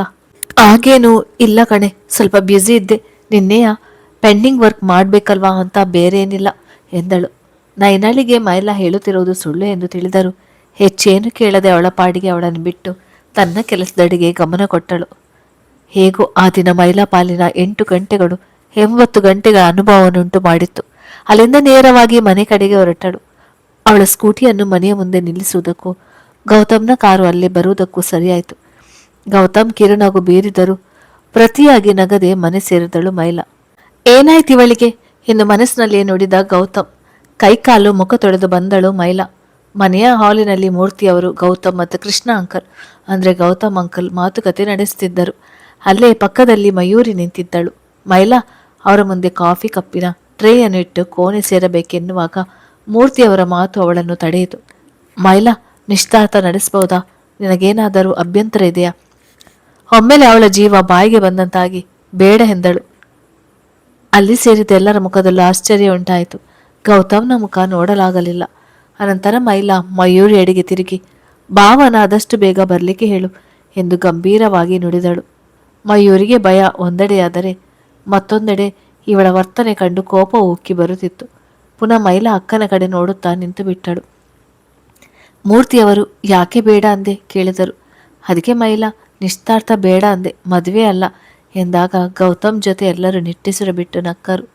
ಮುಜುಗರದಿಂದ ಮೈಲಾ ಕೋಣೆ ಹೊಕ್ಕಳು. ಅವಳನ್ನು ಮಯೂರಿ ಹಿಂಬಾಲಿಸಿದಳು. ಗೌತಮ್ ಮೈಲಾಳೊಂದಿಗೆ ಮಾತನಾಡಬೇಕೆಂದು ಹಿರಿಯರ ಒಪ್ಪಿಗೆ ಪಡೆದುಕೊಂಡು ಮನೆಯ ಮುಂದಿದ್ದ ಕಿರುದಾರಿಯತ್ತ ಇಬ್ಬರು ಹೆಜ್ಜೆಯನ್ನು ಇಟ್ಟರು. ಗೌತಮ್ ಮಾತನ್ನು ಪ್ರಾರಂಭಿಸಿದ. ನೀವು ಬೇಡ ಅಂದಾಗ ನನಗೆ ಒಮ್ಮೆಲೆ ಗಾಬರಿಯಾಗಿತ್ತು. ನೀವು ಮಾತಲ್ಲಿ ಶಾಕ್ ಕೊಡ್ತೀರಾ, ನಿಮ್ಮಿಂದ ಇನ್ನೂ ಜಾಗೃತವಾಗಿರಬೇಕು ನಾನು ಎಂದು ಹೇಳಿ ನಕ್ಕ. ಅವಳು ಪ್ರತಿಯಾಗಿ ನಕ್ಕಳು. ನಿಮ್ಮ ಹತ್ರ ಸ್ಕೂಟಿ ಇದೆಯಲ್ಲ, ಮತ್ತ್ಯಾಕೆ ನಿನ್ನೆ ಆಟೋದಲ್ಲಿ ಬಂದ್ರಿ? ನಾನು ನಿಮ್ಮ ಮೇಲೆಯೇ ಡಿಪೆಂಡ್ ಆಗುತ್ತಿದ್ದೇನಂತ ನಿಮಗೆ ಅನ್ನಿಸಿ ನನ್ನನ್ನು ರಿಜೆಕ್ಟ್ ಮಾಡಲಿ ಅಂತ. ತುಂಟ ನಗು ಬೀರಿದಳು. ಅದು ಸರಿ, ಎಲ್ಲವನ್ನು 10 ಸಲ ಯೋಚಿಸುವ ನೀವು ಆ ಭಿಕ್ಷುಕಿಗೆ ಹೇಗೆ 500 ರೂಪಾಯಿ ಕೊಟ್ರಿ? ಅವಳ ಕಣ್ಣಿನಲ್ಲಿ ಹಸಿವಿನ ನೋವು ಕಂಡಿತು. ಪಾಪ ಆ ಮಗುವಿನ ಮುಖ ನೋಡಿ. ವಾಕ್ಯ ಪೂರ್ಣಗೊಳಿಸಲಾಗದೆ ಅಲ್ಲೇ ನಿಲ್ಲಿಸಿದಳು. ಅನಂತರ ಮೈಲಾ, ಊರಿನ ಕತೆ ಬಿಟ್ಟು ನಿಮ್ಮ ಬಗ್ಗೆ ಏನಾದರೂ ಹೇಳಿ, ನಿಮ್ಮ ಹವ್ಯಾಸ. ಒಂದು ವೇಳೆ ನಮ್ಮ ಮದುವೆ ಆದರೆ ನೀವು ನನ್ನ 2ನೇ ಹೆಂಡತಿಯಾಗುತ್ತೀರಾ ಎಂದನು. ಆಶ್ಚರ್ಯದಿಂದ ಮೈಲಾ ಅವನ ಮುಖವನ್ನು ದುರುದುರು ನೋಡತೊಡಗಿದಳು. ನನ್ನ ಮೊದಲ ಪತ್ನಿ ನನ್ನ ಕೆಲಸ, ಮೈ ವರ್ಕ್ ಎಂದು ಕಿರುನಗೆ ಬೀರಿ, ನನಗೆ ವರ್ಕ್ ಮಾಡುವುದೆಂದರೆ ತುಂಬ ಇಷ್ಟ. ಅದು ವಿದೇಶದಲ್ಲಿ ತುಂಬ ವರ್ಷದಿಂದ ಪ್ರಯತ್ನ ಮಾಡಿದೆ, ಮಾಡ್ತಿದ್ದೀನಿ, ಇನ್ನು ಮುಂದೆಯೂ ಮಾಡುವೆ. ಇದೇ ನನ್ನ ಪರಮ ಗುರಿ ಎಂದ ಮೈಲಾ. ನನಗೆ ವಿದೇಶಿ ವ್ಯಾಮೋಹವಿಲ್ಲ, ಆದರೆ ಸರಳವಾಗಿ ಇರಬೇಕು ಅನ್ನೋದೊಂದೇ ಇಷ್ಟ ಎಂದು ಚುಟುಕಾಗಿ ನುಡಿದಳು. ಅನಂತರ ಇಬ್ಬರು ಮಾತುಕತೆ ಮುಗಿಸಿ ಮನೆ ಕಡೆ ಹೆಜ್ಜೆಯನ್ನಿಟ್ಟರು. ಮನೆಯಲ್ಲಿ ಎಲ್ಲರ ಸಮ್ಮುಖದಲ್ಲಿ ಅವರ ಮದುವೆ 1 ತಿಂಗಳ ನಂತರ ಎಂದು ನಿಶ್ಚಯವಾಯಿತು. ಮಯೂರಿ ಗಂಡನು ಊರಿಗೆ ಬರಲು ಮುಂದಾದರು. ಎಲ್ಲರೂ ಮದುವೆಯ ತಯಾರಿಯಲ್ಲಿ ನಿರತರಾದರು. ಮದುವೆಯ ತಯಾರಿಯಲ್ಲಿ 2 ಮನಗಳು ಸೇರಲು ಕಾಯುತ್ತಿತ್ತು. ಭಾವಿ ವಧುವರರು ತಮ್ಮದೇ ಗುಂಗಿನಲ್ಲಿ ದಿನ ಕಳೆಯುತ್ತಿದ್ದರು. ವಧುವರರ ಪ್ರೀ ವೆಡ್ಡಿಂಗ್ ಫೋಟೋಶೂಟ್ ಅದು ಇದು ಎಲ್ಲ ಒಂದೊಂದಾಗಿ ನೆರವೇರಿತು. ಜೊತೆಗೆ ಈಗಿನ ಹೊಸ ಟ್ರೆಂಡಿನಂತೆ ಹಳದಿ, ಬ್ರೈಡಲ್ ಶೋ ಎಲ್ಲರೂ ಆಚರಿಸಿಬಿಟ್ಟರು. ಅಂತೂ ಇಂತೂ ಮದುವೆಯ ದಿನವೂ ಬಂದು ಬಿಟ್ಟಿತ್ತು. ಗೌತಮ್ ವೆಡ್ಸ್ ಮೈಲಾ ಎಂದು ಮದುವೆ ಸಮಾರಂಗದಲ್ಲಿ ಹೆಸರನ್ನು ಲೈಟ್ಗಳ ಮೂಲಕ ಎದ್ದು ಕಾಣುವಂತೆ ಜೋಡಿಸಲಾಗಿತ್ತು. ಅವರಿಬ್ಬರ ಹೆಸರೇ ಮದುವೆಯ ರಂಗನ್ನೇರಿಸಿತ್ತು. ಗೌತಮ್ ಬಿಳಿ ಪಂಚೆ ಶರ್ಟ್ ತೊಟ್ಟು ಮದುಮಗನೆಂಬ ಪಾತ್ರಕ್ಕೆ ತಕ್ಕಂತೆ ತಯಾರಾಗಿ ಮದುವೆಯ ಶಾಸ್ತ್ರಗಳನ್ನೆಲ್ಲ ಒಂದೊಂದಾಗಿ ಮುಂದುವರಿಸಿದ. ಗೆಳತಿ ನೈನಾ ಮೈಲಾ ತಯಾರಾಗಲು ಸಹಾಯ ಮಾಡುತ್ತಿದ್ದಳು. ಇತ್ತ ಮೈಲಾ ಕೆಂಪು ಬಣ್ಣದ ರೇಷ್ಮೆ ಸೀರೆಯನ್ನುಟ್ಟು ಸೀರೆಯ ಮೆರಗನ್ನು ಹೆಚ್ಚಿಸಿದಳು. ಮೈ ತುಂಬ ಆಭರಣ, ಅವಳ ಕೈಗಳನ್ನು ಬಳೆಗಳು ಮೆತ್ತಿಕೊಂಡಿದ್ದವು. ಕೈಗೆ ಹಚ್ಚಲಾಗಿದ್ದ ಮೆಹಂದಿ ಗಾಢವಾದ ಕೆಂಪು ಬಣ್ಣಕ್ಕೆ ತಿರುಗಿತು. ಮದುವೆಗೆ ಬಂದವರೆಲ್ಲ ಗಂಡ ತುಂಬ ಪ್ರೀತಿಸ್ತಾನೆ ಎನ್ನುತ್ತಿದ್ದರು. ಮೈಲಾ ಮುಜುಗರಗೊಳಗಾಗಿ ಕೈಗಳಿಂದ ಮುಖ ಮುಚ್ಚಿಕೊಳ್ಳುತ್ತಿದ್ದಳು. ಅಂತೂ ಇಂತೂ ಮೂರ್ತಿ ಅವರ ಜವಾಬ್ದಾರಿ ಇಂದಿಗೆ ಮುಗಿಯುವುದರಲ್ಲಿತ್ತು. ಗಟ್ಟಿಮೇಳ ಎನ್ನುತ್ತಿದ್ದಂತೆ ಗೌತಮ್ ಹೆಸರಿನ ತಾಳಿ ಮೈಲಾ ಕುತ್ತಿಗೆಯನ್ನು ಸೇರಿತು. ಅವರಿಬ್ಬರ ಮನಸ್ಸು ಆ ತಾಳಿಯೊಂದಿಗೆ ಬಂದಿಯಾಗಿತ್ತು. ಯಾವುದೇ ವಿಘ್ನವಿಲ್ಲದೆ ಮದುವೆ ಸುಸೂತ್ರವಾಗಿ ನಡೆಯಿತು. ತಂದೆಯಾಗಿ ಮಗಳನ್ನು ಸರಿಯಾದ ದಾರಿಗೆ ನೆರವೇರಿಸುವುದು ಅವರ ಕರ್ತವ್ಯ ಎಂದುಕೊಂಡಿದ್ದರು. ಅದರಂತೆಯೇ ಕನ್ಯಾದಾನ ಮಾಡಿ ಮುಗಿಸಿದರು. ಎರಡು ಮನಸ್ಸು ಮತ್ತು ಕುಟುಂಬಗಳು ಒಂದಾಗಿ ಬಿಟ್ಟವು. ಮೈಲಾ ಗೌತಮ್ನ ಮನೆ ಪ್ರವೇಶಿಸಿದಳು. ಒಬ್ಬಂಟಿಯಾಗಿದ್ದವನ ಬದುಕಿಗೆ ಅರ್ಧಾಂಗಿನಿಯಾಗಿ, ಬಾಳ ಸಂಗಾತಿಯಾಗಿ ಅವನ ಬಾಳಿಗೆ ಆಗಮಿಸಿದ್ದಳು. ಇಬ್ಬರು ಒಬ್ಬರನ್ನೊಬ್ಬರು ಪ್ರೀತಿಸಿ ತಾವೇ ಒಪ್ಪಿ ಆಯ್ಕೆ ಮಾಡಿಕೊಂಡಿದ್ದರಿಂದ ಅವರ ದಾಂಪತ್ಯ ಜೀವನ ಸುಖಕರವಾಗಿ ಮುಂದುವರಿಯಿತು. ಅವರ ಮಧ್ಯೆ ಪ್ರೀತಿಯ ತುಸು ಹೆಚ್ಚೇ ಇತ್ತು. ಮದುವೆಯ ಹೊಸತರಲ್ಲಿ ಇಬ್ಬರು ಹನಿಮೂನ್ಗೆಂದು ಡೆಲ್ಲಿ, ಮನಾಲಿ ಎಂಬ ಅನೇಕ ಸ್ಥಳಗಳಿಗೆ ಭೇಟಿ ನೀಡಿದರು. ಈ ಸಮಯದಲ್ಲಿ ಇಬ್ಬರು ಒಬ್ಬರನ್ನೊಬ್ಬರು ಇನ್ನೂ ಹೆಚ್ಚು ತಿಳಿದುಕೊಂಡರು. ಅವರಿಬ್ಬರಲ್ಲಿ ಅನ್ಯೋನ್ಯತೆ ಇತ್ತು. ಇಬ್ಬರು ಸಮರ್ಪಕವಾಗಿ ತಮ್ಮ ಜೀವನವನ್ನು ನಡೆಸಿಕೊಂಡು ಹೋಗುವಲ್ಲಿ ಯಶಸ್ವಿಯಾದರು. ಇಬ್ಬರಿಗೆ ಮದುವೆ ಜೀವನ ಹೊಸದು ಆದರೂ ಒಬ್ಬರನ್ನೊಬ್ಬರು ಅರ್ಥ ಮಾಡಿಕೊಂಡು ಒಬ್ಬರಿಗೊಬ್ಬರು ಪ್ರತಿ ಗಳಿಗೆಯಲ್ಲೂ ಜೊತೆಯಾಗಿರುತ್ತಿದ್ದರು. ಮನೆಗೆ ಬೇಕಾಗುವ ದಿನಸಿ ಸಾಮಗ್ರಿಯಿಂದ ಹಿಡಿದು ಬಿಲ್ಗಳನ್ನು ಪಾವತಿಸುವುದು, ವಾರಾಂತ್ಯದಲ್ಲಿ ಒಟ್ಟಿಗೆ ಸಿನಿಮಾ ನೋಡುವುದು ಅವರ ಜೀವನದ ಅವಿಭಾಜ್ಯ ಅಂಗವಾಗಿ ಹೋಯಿತು. ಮೈಲಾ ಜೀವನದ ಹಾದಿ ಸರಿಯಾದ ರಥದಲ್ಲಿ ಸಾಗುತ್ತಿತ್ತು. ಎಲ್ಲಿಯವರೆಗೆ ತಿಳಿಯದು. ಗೌತಮ್ ಕೆಲಸದಲ್ಲಿ ಬ್ಯುಸಿಯಾದಾಗ ಮೈಲಾ ಬೇರೆಲ್ಲ ಕೆಲಸವನ್ನು ತಾನೇ ಕೈಗೆತ್ತಿಕೊಳ್ಳುತ್ತಿದ್ದಳು. ತನ್ನ ಕೆಲಸಕ್ಕೆ ವಿದಾಯ ಹೇಳಿ ಮನೆಯ ಕಡೆ ಹೆಚ್ಚಿನ ಗಮನ ಕೊಡತೊಡಗಿದಳು. ಆದರದು ಗೌತಮ್ಗೆ ಸುತರಾಂ ಇಷ್ಟವಿರಲಿಲ್ಲ. ಅವನ ಪ್ರಕಾರ ಹೆಣ್ಣು ಮದುವೆಯ ನಂತರ ಸ್ವಂತ ಕಾಲ್ನಲ್ಲಿ ನಿಲ್ಲಬೇಕು, ಯಾರ ಹಂಗಿಲ್ಲದೆ ಬದುಕಬೇಕು. ಈ ಕಾರಣಕ್ಕಾಗಿ ಮೈಲಾ ಗಂಡನ ಮಾತಿಗೊಪ್ಪಿ ಪುನಃ ಕೆಲಸಕ್ಕೆ ಸೇರಿಕೊಂಡಳು. ಮುಂದೆ ಒಂದು ದಿನ ಅವನ ಈ ಮಾತುಗಳೇ ಅವಳ ಬದುಕಿಗೆ ಸ್ಫೂರ್ತಿ ತುಂಬಲಿತ್ತು. ಕೆಲವೊಮ್ಮೆ ಕೆಟ್ಟ ವ್ಯಕ್ತಿಗಳು ಬದುಕಿನಲ್ಲಿ ಒಳ್ಳೆಯ ಅನುಭವಗಳನ್ನು ನೀಡುತ್ತಾರೆ ಎಂಬ ಮಾತು ಅಕ್ಷರಶಃ ನಿಜವಾಗುವುದರಲ್ಲಿತ್ತು. ಅದಕ್ಕೆಲ್ಲ ಸರಿಯಾದ ಸಮಯ ಬರಬೇಕಾಗಿತ್ತು. ಮದುವೆಯಾಗಿ 2 ತಿಂಗಳು ಕಳೆದಿತ್ತು. ಹೀಗೆ ಒಂದು ದಿನ ದಂಪತಿಗಳಿಬ್ಬರು ರಜೆಯ ದಿನದಲ್ಲಿ ಒಟ್ಟಿಗೆ ಕೂತು ಮನೆಯಲ್ಲೇ ಕಾಲ ಕಳೆಯುತ್ತಿದ್ದರು. ಮೈಲಾ ಗೌತಮ್ಗೋಸ್ಕರ ಏನೋ ವಿಭಿನ್ನವಾದ ಖಾದ್ಯದ ತಯಾರಿಯಲ್ಲಿ ನಿರತಳಾಗಿದ್ದಳು.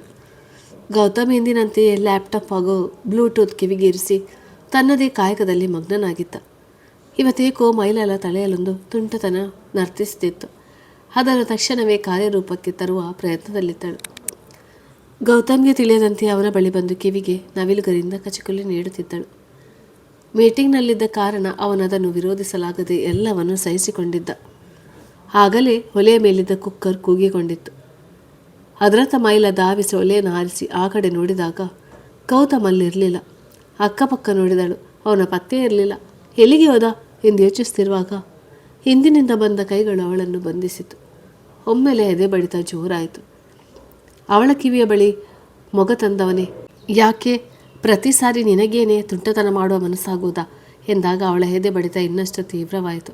ಅವನು ಅವಳನ್ನು ಇನ್ನಷ್ಟು ಸಮೀಪಿಸಿ ಮತ್ತೇನನ್ನು ಹೇಳ ಹೊರಟಾಗ ಗೌತಮ್ ಫೋನ್ ರಿಂಗಣಿಸಿತು.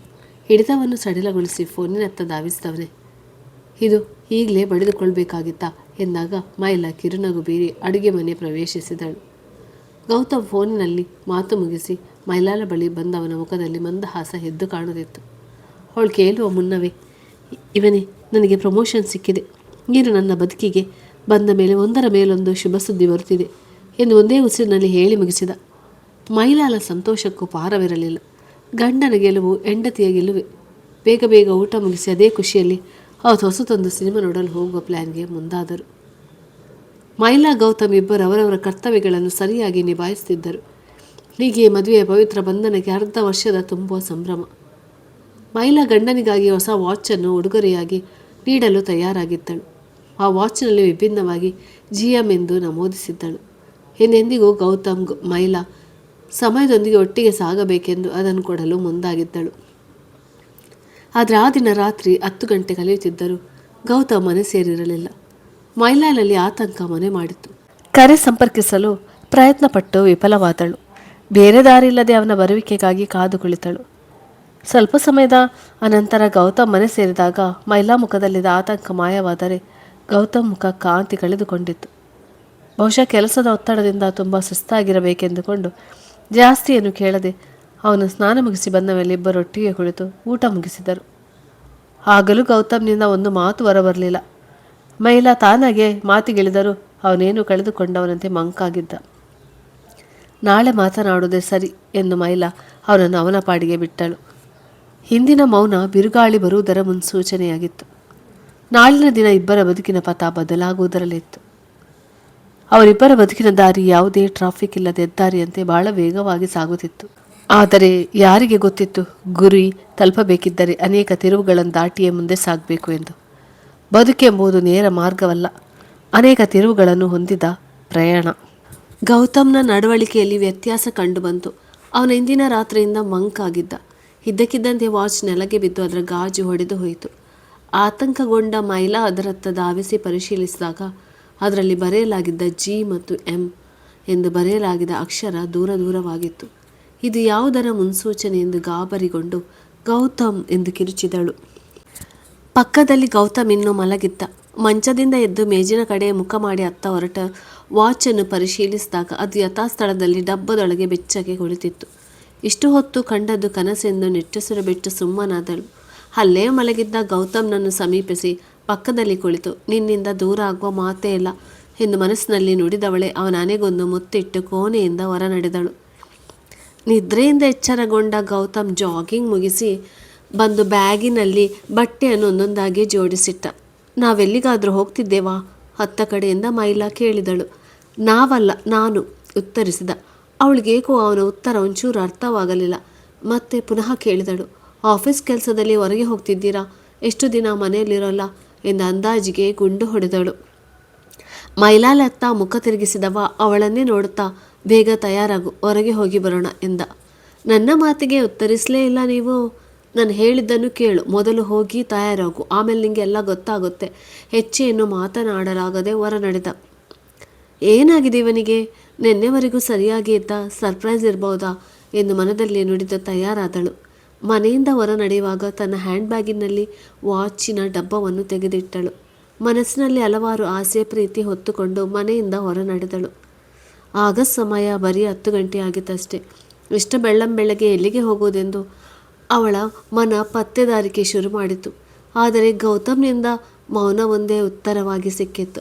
ಬೇರೆ ದಾರಿ ಇಲ್ಲದೆ ಅವಳು ಮೌನ ಪಾಲಿಸಿದಳು. ಅವರಿಬ್ಬರು ಹೊತ್ತ ಕಾರು ದಿ ಕೆಫೆಯ ಮುಂದೆ ಬಂದು ನಿಂತಿತ್ತು. ಕ್ಷಣದಲ್ಲಿ ಅವರಿಬ್ಬರ ಮನಸ್ಸಿನಲ್ಲಿ ಮೊದಲ ಭೇಟಿಯ ಚಿತ್ರಣ ಒಂದೊಂದಾಗಿಯೇ ಪಲ್ಲಟವಾಯಿತು. ಇಳಿದವರಿಬ್ಬರು ಅಲ್ಲೇ ಪಕ್ಕದಲ್ಲಿ ಟೇಬಲ್ ಕಡೆ ಹೋಗಿ ಕುಳಿತರು. ಮೈಲಾ ಅಂದು ಮಾಡಿದ ಎಡವಟ್ಟಿನ ಪರಿಣಾಮವಾಗಿ ಇಂದು ಗೌತಮ್ ಅವಳ ಬಾಳಿನಲ್ಲಿದ್ದ. ಕೆಲವೊಮ್ಮೆ ಎಡವಟ್ಟುಗಳೇ ನಮ್ಮನ್ನು ಸರಿಯಾದ ದಾರಿಗೆ ತಲುಪಿಸುತ್ತದೆ. 6-7 ತಿಂಗಳ ಹಿಂದೆ ಮೈಲಾ ಬೇಕೆಂದೇ ಕಪ್ಪು ಬಟ್ಟೆ ಧರಿಸಿ ಬಂದದ್ದು. ಗೌತಮ್ ತನ್ನ ನೀಟ್ನೆಸ್ಸನ್ನು ಬದಿಗಿಟ್ಟು ಅವಳನ್ನು ಭೇಟಿಯಾಗಲು ಬಂದದ್ದು. ಈ ಎಲ್ಲ ನೆನಪುಗಳು ಒಂದೊಂದಾಗಿಯೇ ಮರುಕಳಿಸಿತು. ತನ್ನಷ್ಟಕ್ಕೆ ನಗಲು ಪ್ರಾರಂಭಿಸಿದಳು. ಅವರಿಬ್ಬರ ಮುಂದೆ ಕಾಫಿ ಹಾಜರಾಗಿತ್ತು.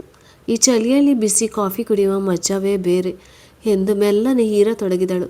ತಕ್ಷಣ ಬ್ಯಾಗಿನಲ್ಲಿದ್ದ ವಾಚಿನ ನೆನಪು ಬಂದು ಅದನ್ನು ಗೌತಮ್ನ ಕೈಗಿಟ್ಟು, ಅರ್ಧ ವರ್ಷ ನನ್ನ ಕೀಟಲೆಯನ್ನು ಸಹಿಸಿಕೊಂಡ ನಿಮಗೆ ಇದೊಂದು ಪುಟ್ಟ ಹುಡುಗರೆ ಎಂದಳು. ಅವನು ಪ್ರತಿಯಾಗಿ ನಕ್ಕು ಅದನ್ನು ನೋಡಿ ಬದಿಗಿರಿಸಿದ. ಯಾಕೆ, ಗಿಫ್ಟ್ ಇಷ್ಟವಾಗಲಿಲ್ವಾ? ಹಾಗೇನಿಲ್ಲ, ತುಂಬ ಚೆನ್ನಾಗಿದೆ. ಆದರೆ ಇದನ್ನು ನನ್ನಲ್ಲಿರಿಸುವ ಹಕ್ಕು ನನಗಿಲ್ಲ ಅನಿಸುತ್ತದೆ.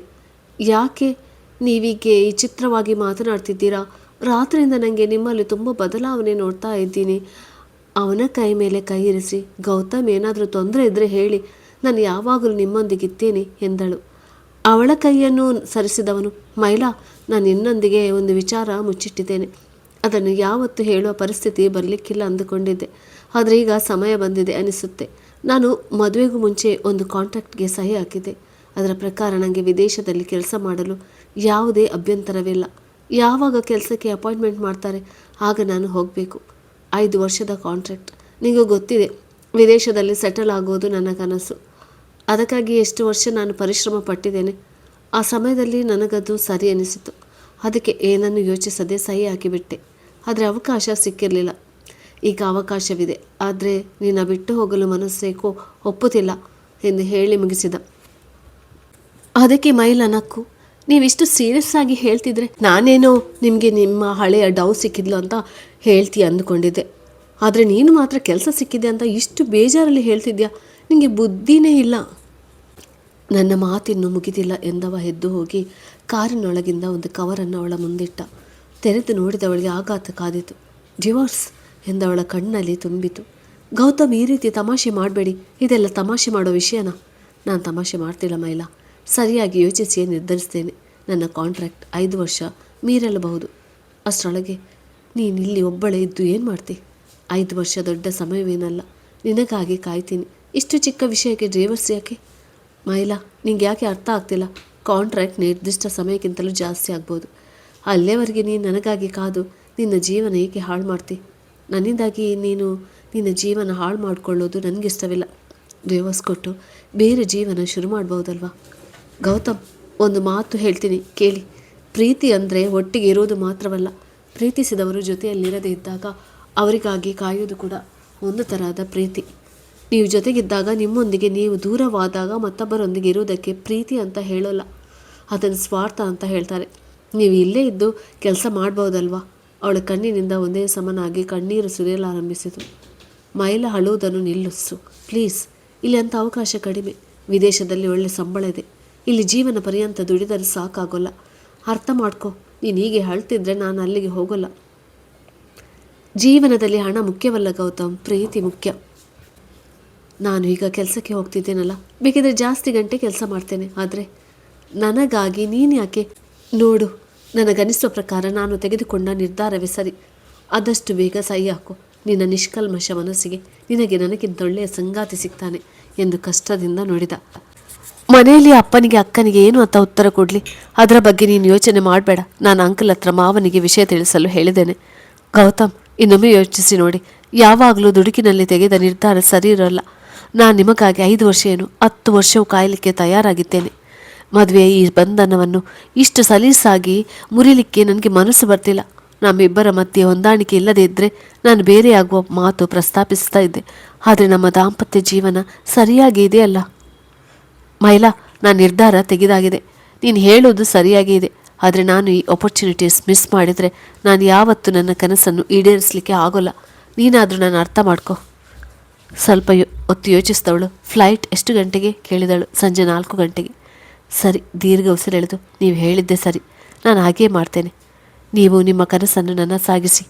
ನಿಮಗೆ ಹೇಗೆ ನಿಮ್ಮಿಂದ ನನ್ನ ಬದುಕು ಹಾಳಾಗೋದು ಇಷ್ಟವಿಲ್ಲವೋ ಹಾಗೆ ನನಗೆ ಕೂಡ ನನ್ನಿಂದ ಇನ್ನೊಬ್ಬರ ಕನಸು ನುಚ್ಚು ನೂರಾಗುವುದು ಇಷ್ಟವಿಲ್ಲ. ನಾನು ಅಷ್ಟೊಂದು ಸ್ವಾರ್ಥಿ ಕೂಡ ಅಲ್ಲ. ನೀವು ಹೇಳಿದಾಗೆ ನಾನು ಸೈನ್ ಆಗ್ತೀನಿ ಎಂದು ತನ್ನ ನಿಲುವನ್ನು ದೃಢವಾಗಿ ಹೇಳಿ ಮುಗಿಸಿದಳು. ಅಷ್ಟರಲ್ಲಿ ಅಲ್ಲಿ ಯಾವುದೇ ಮುನ್ಸೂಚನೆ ಇಲ್ಲದೆ ಧಾರಾಕಾರವಾಗಿ ಮಳೆ ಸುರಿಯಲಾರಂಭಿಸಿತು. ಮಳೆಯ ಹನಿಗಳ ಮಧ್ಯೆ ಮೈಲಾ ಕಣ್ಣೀರು ಯಾರಿಗೂ ಗೋಚರಿಸಲೇ ಇಲ್ಲ.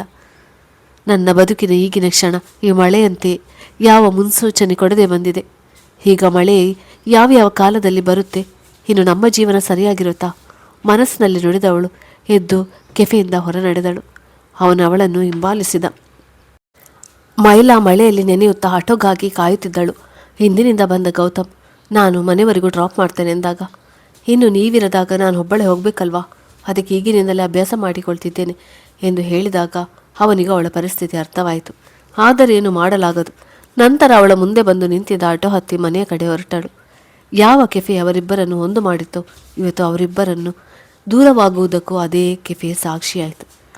ಗೌತಮ್ಗೂ ಗೊತ್ತಿತ್ತು ಅವಳ ಮನಸ್ಸು ನೋಯಿಸಿದೆ ಎಂದು. ಅದಕ್ಕೆ ಸಮಯಕ್ಕೆ ತಲೆಬಾಗಲೇಬೇಕು. ಏಕೆಂದರೆ ಇಂದು ಈ ಅವಕಾಶ ಬಿಟ್ಟುಕೊಟ್ಟರೆ ಮತ್ಯಾವತ್ತಿಂಥ ಅವಕಾಶ ಸಿಗಲಿಕ್ಕಿಲ್ಲ. ಇಬ್ಬರವರವರ ನಿಲುವಿನಲ್ಲಿ ಸರಿ ಎನಿಸಿಕೊಂಡರು. ಮೈಲಾ ತಾನು ಬಟ್ಟೆಯನ್ನೆಲ್ಲ ಲಗೇಜ್ ಬ್ಯಾಗಿಗೆ ತುಂಬಿಸಿ ಅಪ್ಪನ ಮನೆ ಸೇರಿಕೊಂಡಳು. ಆತ ಗೌತಮ್ ಸಂಜೆಯ ಫ್ಲೈಟ್ನಿಂದ ವಿದೇಶಕ್ಕೆ ಹಾರಿದ್ದ. ಗೌತಮ್ ದೇಶವನ್ನು ಮಾತ್ರ ಬಿಟ್ಟು ಹೋಗುತ್ತಿಲ್ಲ, ಬದಲಾಗಿ ಮೈಲಾಳ ನೆನಪು, ಪ್ರೀತಿ ಇವೆಲ್ಲವನ್ನು ಬಿಟ್ಟು ಮೈಲಾ ಕೊಟ್ಟ ವಾಚಿನೊಂದಿಗೆ ದೂರ ಹೊರಟು ಹೋಗಿಯಾಗಿತ್ತು. ಮನೆಯ ಕೋಣೆಯೊಳಗೆ ಬಂದ ಮೈಲಾ ತನ್ನ ಡೈರಿಯಲ್ಲಿ ಕೆಲವೊಂದು ಗೆರೆಗಳನ್ನು ಗೀಚಿದಳು. ಆ ಗೆರೆಗಳು ಹೀಗಿದ್ದವು: ಹೃದಯ ನಾನಾದರೆ ಅದರ ಬಡಿತ ನೀನಾಗುವೆ ಅಂದುಕೊಂಡಿದ್ದೆ, ಆದರೆ ನೀ ಅದನ್ನು ಸುಳ್ಳು ಮಾಡಿದೆ. ನಿನ್ನ ಪ್ರೀತಿಯ ಕಡಲಿನಲ್ಲಿ ತೇಲಾಡಬೇಕೆಂದುಕೊಂಡಿದ್ದೆ, ಆದರೆ ನೀನು ನನ್ನನ್ನು ಮಧ್ಯದಲ್ಲಿ ಬಿಟ್ಟು ಬಂದೆ. ನನ್ನ ಅಲ್ಲೇ ಉಸಿರುಗಟ್ಟಿಸಿದೆ. ನೀ ಸೂರ್ಯನಾದರೆ ನಾ ಅದರಲ್ಲಿ ಅರಳುವ ಸೂರ್ಯಕಾಂತಿಯಾಗ ಬಯಸಿದೆ. ನನ್ನ ಬಯಕೆ ಚಿಗುರೊಡೆಯುವ ಮುನ್ನವೇ ನೀ ಅದನ್ನು ಚಿವುಟಿ ಬಿಟ್ಟೆ. ನನ್ನ ಬದುಕಿನಿಂದ ಹೋಗಲೇಬೇಕೆಂದುಕೊಂಡಿದ್ದರೆ ಯಾಕೆ ನನ್ನ ಭೇಟಿಯಾದೆ? ಹೇಳು, ನನಗೆ ಉತ್ತರ ಬೇಕಿದ್ದೆ. ಮೂರ್ತಿಯವರಿಗೆ ವಿಷಯ ತಿಳಿದು ಗೌತಮ್ನ ಮೇಲೆ ಕ್ರೋಧ ಉಕ್ಕಿ ಬಂತು. ಅದರ ಜೊತೆಗೆ ತನ್ನಿಂದಾಗಿಯೇ ಮಗಳ ಜೀವನ ಹಾಳಾಯ್ತಲ್ಲ ಎಂಬ ಕೊರಗು ಕಾಡತೊಡಗಿತು. ಮಯೂರಿಗೂ ತಂಗಿಯ ಜೀವನ ಹಾಳಾದ ಕುರಿತು ನೋವಿದೆ. ಇದೆಲ್ಲ ನನ್ನಿಂದಲೇ ಆದದು. ಅವತ್ತವಳು ಮದುವೆಯಾಗಲು ಹಿಂಜರಿದಾಗ ನಾನು ಒಪ್ಪಿಕೊಂಡಿದ್ದರೆ ಇವತ್ತು ಅವಳಿಗೆ ಈ ಪರಿಸ್ಥಿತಿ ಬರುತ್ತಿರಲಿಲ್ಲ. ಇದಕ್ಕೆಲ್ಲ ಪರೋಕ್ಷವಾಗಿ ನಾನೇ ಕಾರಣ. ಈಗ ಇದನ್ನೆಲ್ಲ ನಾನೇ ಸರಿ ಮಾಡಬೇಕು ಎಂದು ದೃಢ ಸಂಕಲ್ಪ ತೆಗೆದಳು. ಮೈಲಾಳ ಕೋಣೆ ಪ್ರವೇಶಿಸಿದಳು. ಮೈಲಾ ಹತ್ತು ಸುಸ್ತಾಗಿ ನಿದ್ರೆಗೆ ಜಾರಿದಳು. ಎಚ್ಚರಿಸಲು ಮನಸ್ಸು ಒಪ್ಪಿಕೊಳ್ಳಲಿಲ್ಲ. ಆದರೂ ಎಚ್ಚರಿಸಿ ಕ್ಷಮೆ ಕೇಳಿದಳು. ಇದರಲ್ಲಿ ನಿನ್ನ ತಪ್ಪೇನಿದೆ ಅಕ್ಕ? ಎಲ್ಲ ವಿಧಿ. ನಮ್ಮ ಮನೆಯಲ್ಲಿ ಏನು ಬರೆದಿದೆ ಅದು ಹಾಗೇ ಆಗುತ್ತೆ. ಯಾರಿಂದಲೂ ತಪ್ಪಿಸಲು ಸಾಧ್ಯವಿಲ್ಲ. ಬಹುಶಃ ನನ್ನ ಹಣೆ ಬರ ಇದೇ ರೀತಿ. ಆ ಬ್ರಹ್ಮ ಬರೆದಿದ್ದಾನೆ ಅನಿಸುತ್ತೆ. ಎಲ್ಲವನ್ನು ಒಪ್ಪಿಕೊಂಡು ಮುನ್ನಡೆಯುತ್ತೇನೆ. ಆದರೂ ಇದೆಲ್ಲ ನನ್ನಿಂದನೇ ಆದದ್ದು. ನನಗೆ ಮೊದಲೇ ಗೌತಮ್ ಈ ಥರದವನು ಅಂತ ಗೊತ್ತಿದ್ರೆ ಯಾವತ್ತೋ. ಅಕ್ಕ, ನೀನೇ ಹೇಳ್ದೆ ಅಲ್ವಾ, ಗೊತ್ತಿದ್ರೆ ಇದೆಲ್ಲ ದೇವರ ಇಚ್ಛೆ, ನಾವು ಅದನ್ನು ಒಪ್ಪಿಕೊಳ್ಬೇಕಷ್ಟೆ. ನೀನೇನು ಯೋಚನೆ ಮಾಡಬೇಡ, ನಾನು ಇನ್ಮೇಲೆ ಕೂಗಲ್ಲ ಎಂದು ಹೇಳಿ ಮುಗಿಸಿದ್ರೊಳಗೆ ವಾಂತಿ ಬಂದಂತಾಗಿ ಬಚ್ಚಲ ಮನೆ ಕಡೆ ಓಡಿದಳು. ಸ್ವಲ್ಪ ಸಮಯ ಕಳೆದು ಕೋಣೆಗೆ ಬಂದಾಗ ಮತ್ತೊಮ್ಮೆ ಅದೇ ಅನುಭವವಾಯಿತು. ಆ ದಿನ ಪೂರ್ತಿ ಹತ್ತು ಸುಸ್ತಾದುದರಿಂದಲೇ ಅಲ್ಲೇ ಮೂರ್ಛೆ ಹೋದಳು. ಮೈಲಾ ಆ ದಿನ ಏನೂ ತಿನ್ನದೇ ಇದ್ದ ಕಾರಣ ವೀಕ್ನೆಸ್ ಆಗಿರಬಹುದೆಂದು ಗಾಬರಿಗೊಂಡ ಮಯೂರಿ ಡಾಕ್ಟರ್ಗೆ ಕರೆ ಮಾಡಿ ಕರೆಸಿದಳು. ಡಾಕ್ಟರ್ ಬಂದು ಪರಿಶೀಲಿಸಿದರು. ಕಾಂಗ್ರ್ಯಾಚುಲೇಷನ್ ಎಂದಾಗ ಮೈಲಾಳನ್ನು ಸೇರಿಸಿ ಎಲ್ಲರಿಗೂ ಆಶ್ಚರ್ಯವಾಯಿತು. ಹೊಸ ಜೀವದ ಆಗಮನಕ್ಕೆ ಖುಷಿ ಪಡಲೋ ಅಥವಾ ತಂದೆ ಇಲ್ಲದ ಮಗುವಿಗೆ ಜನ್ಮ ಕೊಡಲೋ? ದೇವರು ಒಂದನ್ನು ಕೆತ್ತುಕೊಂಡಾಗ ಮತ್ತೊಂದನ್ನು ಕೊಡ್ತಾನೆ ಎನ್ನುವುದು ನಿಜವೇ. ಆದರೆ ಸಮಯ ಕಳೆದ ಮೇಲೆ ಸಿಕ್ಕಿದರೆ ಅದು ವ್ಯರ್ಥ. ಡಾಕ್ಟರ್ ಸರಿಯಾಗಿ ಆಹಾರ ಸೇವಿಸಲು ಮಾತ್ರೆ ತೆಗೆದುಕೊಳ್ಳಲು ಸೂಚಿಸಿ ಹೋದರು. ಮಯೂರಿ ಮೈಲಾಳ ಬಳಿ ಬಂದು ಕೂತಳು. ಮೈಲಾ, ನೋಡು, ನಂಗೆ ಗೊತ್ತು ನಿನ್ನ ತಲೆಯಲ್ಲಿ ಗೊಂದಲಗಳ ಸಂಘರ್ಷವೇ ನಡೆಯುತ್ತಿದೆ. ಆದರೆ ನಾನೊಂದು ವಿಷಯ ಹೇಳ್ತೀನಿ ಕೇಳು. ನಾಳೆ ಈ ಮಗು ಜಗತ್ತಿಗೆ ಬಂದರೆ ಜನರು ಏನೇನೋ ಮಾತಾಡ್ಬೋದು. ಅದಕ್ಕೆ ತೆಗೆಸಿಬಿಡು ಅಂತಿದ್ಯಾ? ನನ್ನ ಪೂರ್ತಿ ಮಾತು ಕೇಳು. ನನಗೆ ಮದುವೆಯಾಗಿ 4 ವರ್ಷ ಕಳೆಯುತ್ತಾ ಬಂತು. ದೇವರು ನಮಗೆ ಮಗುವನ್ನು ಕೊಡಲೇ ಇಲ್ಲ. ಆದರೆ ನಿನಗೆ ತಾಯಿಯಾಗುವ ಭಾಗ್ಯ ಕೊಟ್ಟಿದ್ದಾನೆ. ಸಮಾಜ ಏನು ಮಾಡುತ್ತದೆ ಎಂಬುದರ ಚಿಂತೆ ನಿನಗೆ ಬೇಡ. ನಾನು ಈ ಮಗುವನ್ನು ಬೆಳೆಸ್ತೇನೆ. ನನಗೆ ಗೊತ್ತಿದೆ, ನಿನ್ನ ಬದುಕಿನಲ್ಲಿ ಗೌತಮ್ ಸ್ಥಾನವನ್ನು ಯಾರೂ ತುಂಬಿಸಲು ಸಾಧ್ಯವಿಲ್ಲ. ಅವನ ನೆನಪುಗಳಿಂದ ನೀನು ದೂರವಾಗಬೇಕಾದ್ರೆ ನಿನ್ನ ಮನಸ್ಸನ್ನು ಮಗುವಿನಡೆಗೆ ಗೌತಮ್ಗೆ ನೀನು ತಾಯಿ ಆಗ್ತಿದ್ಯಾ ಅಂತ ಗೊತ್ತಾದರೆ ಅವ ಖಂಡಿತ ಮರಳಿ ಬರ್ತಾನೆ. ಫೋನ್ ಮಾಡಿ ಹೇಳಿ ಬಿಡ್ಲಾ? ಬೇಡ ಅಕ್ಕ, ಅವನ ಕನಸಿನಡೆಗೆ ಹೋಗಿದ್ದಾನೆ.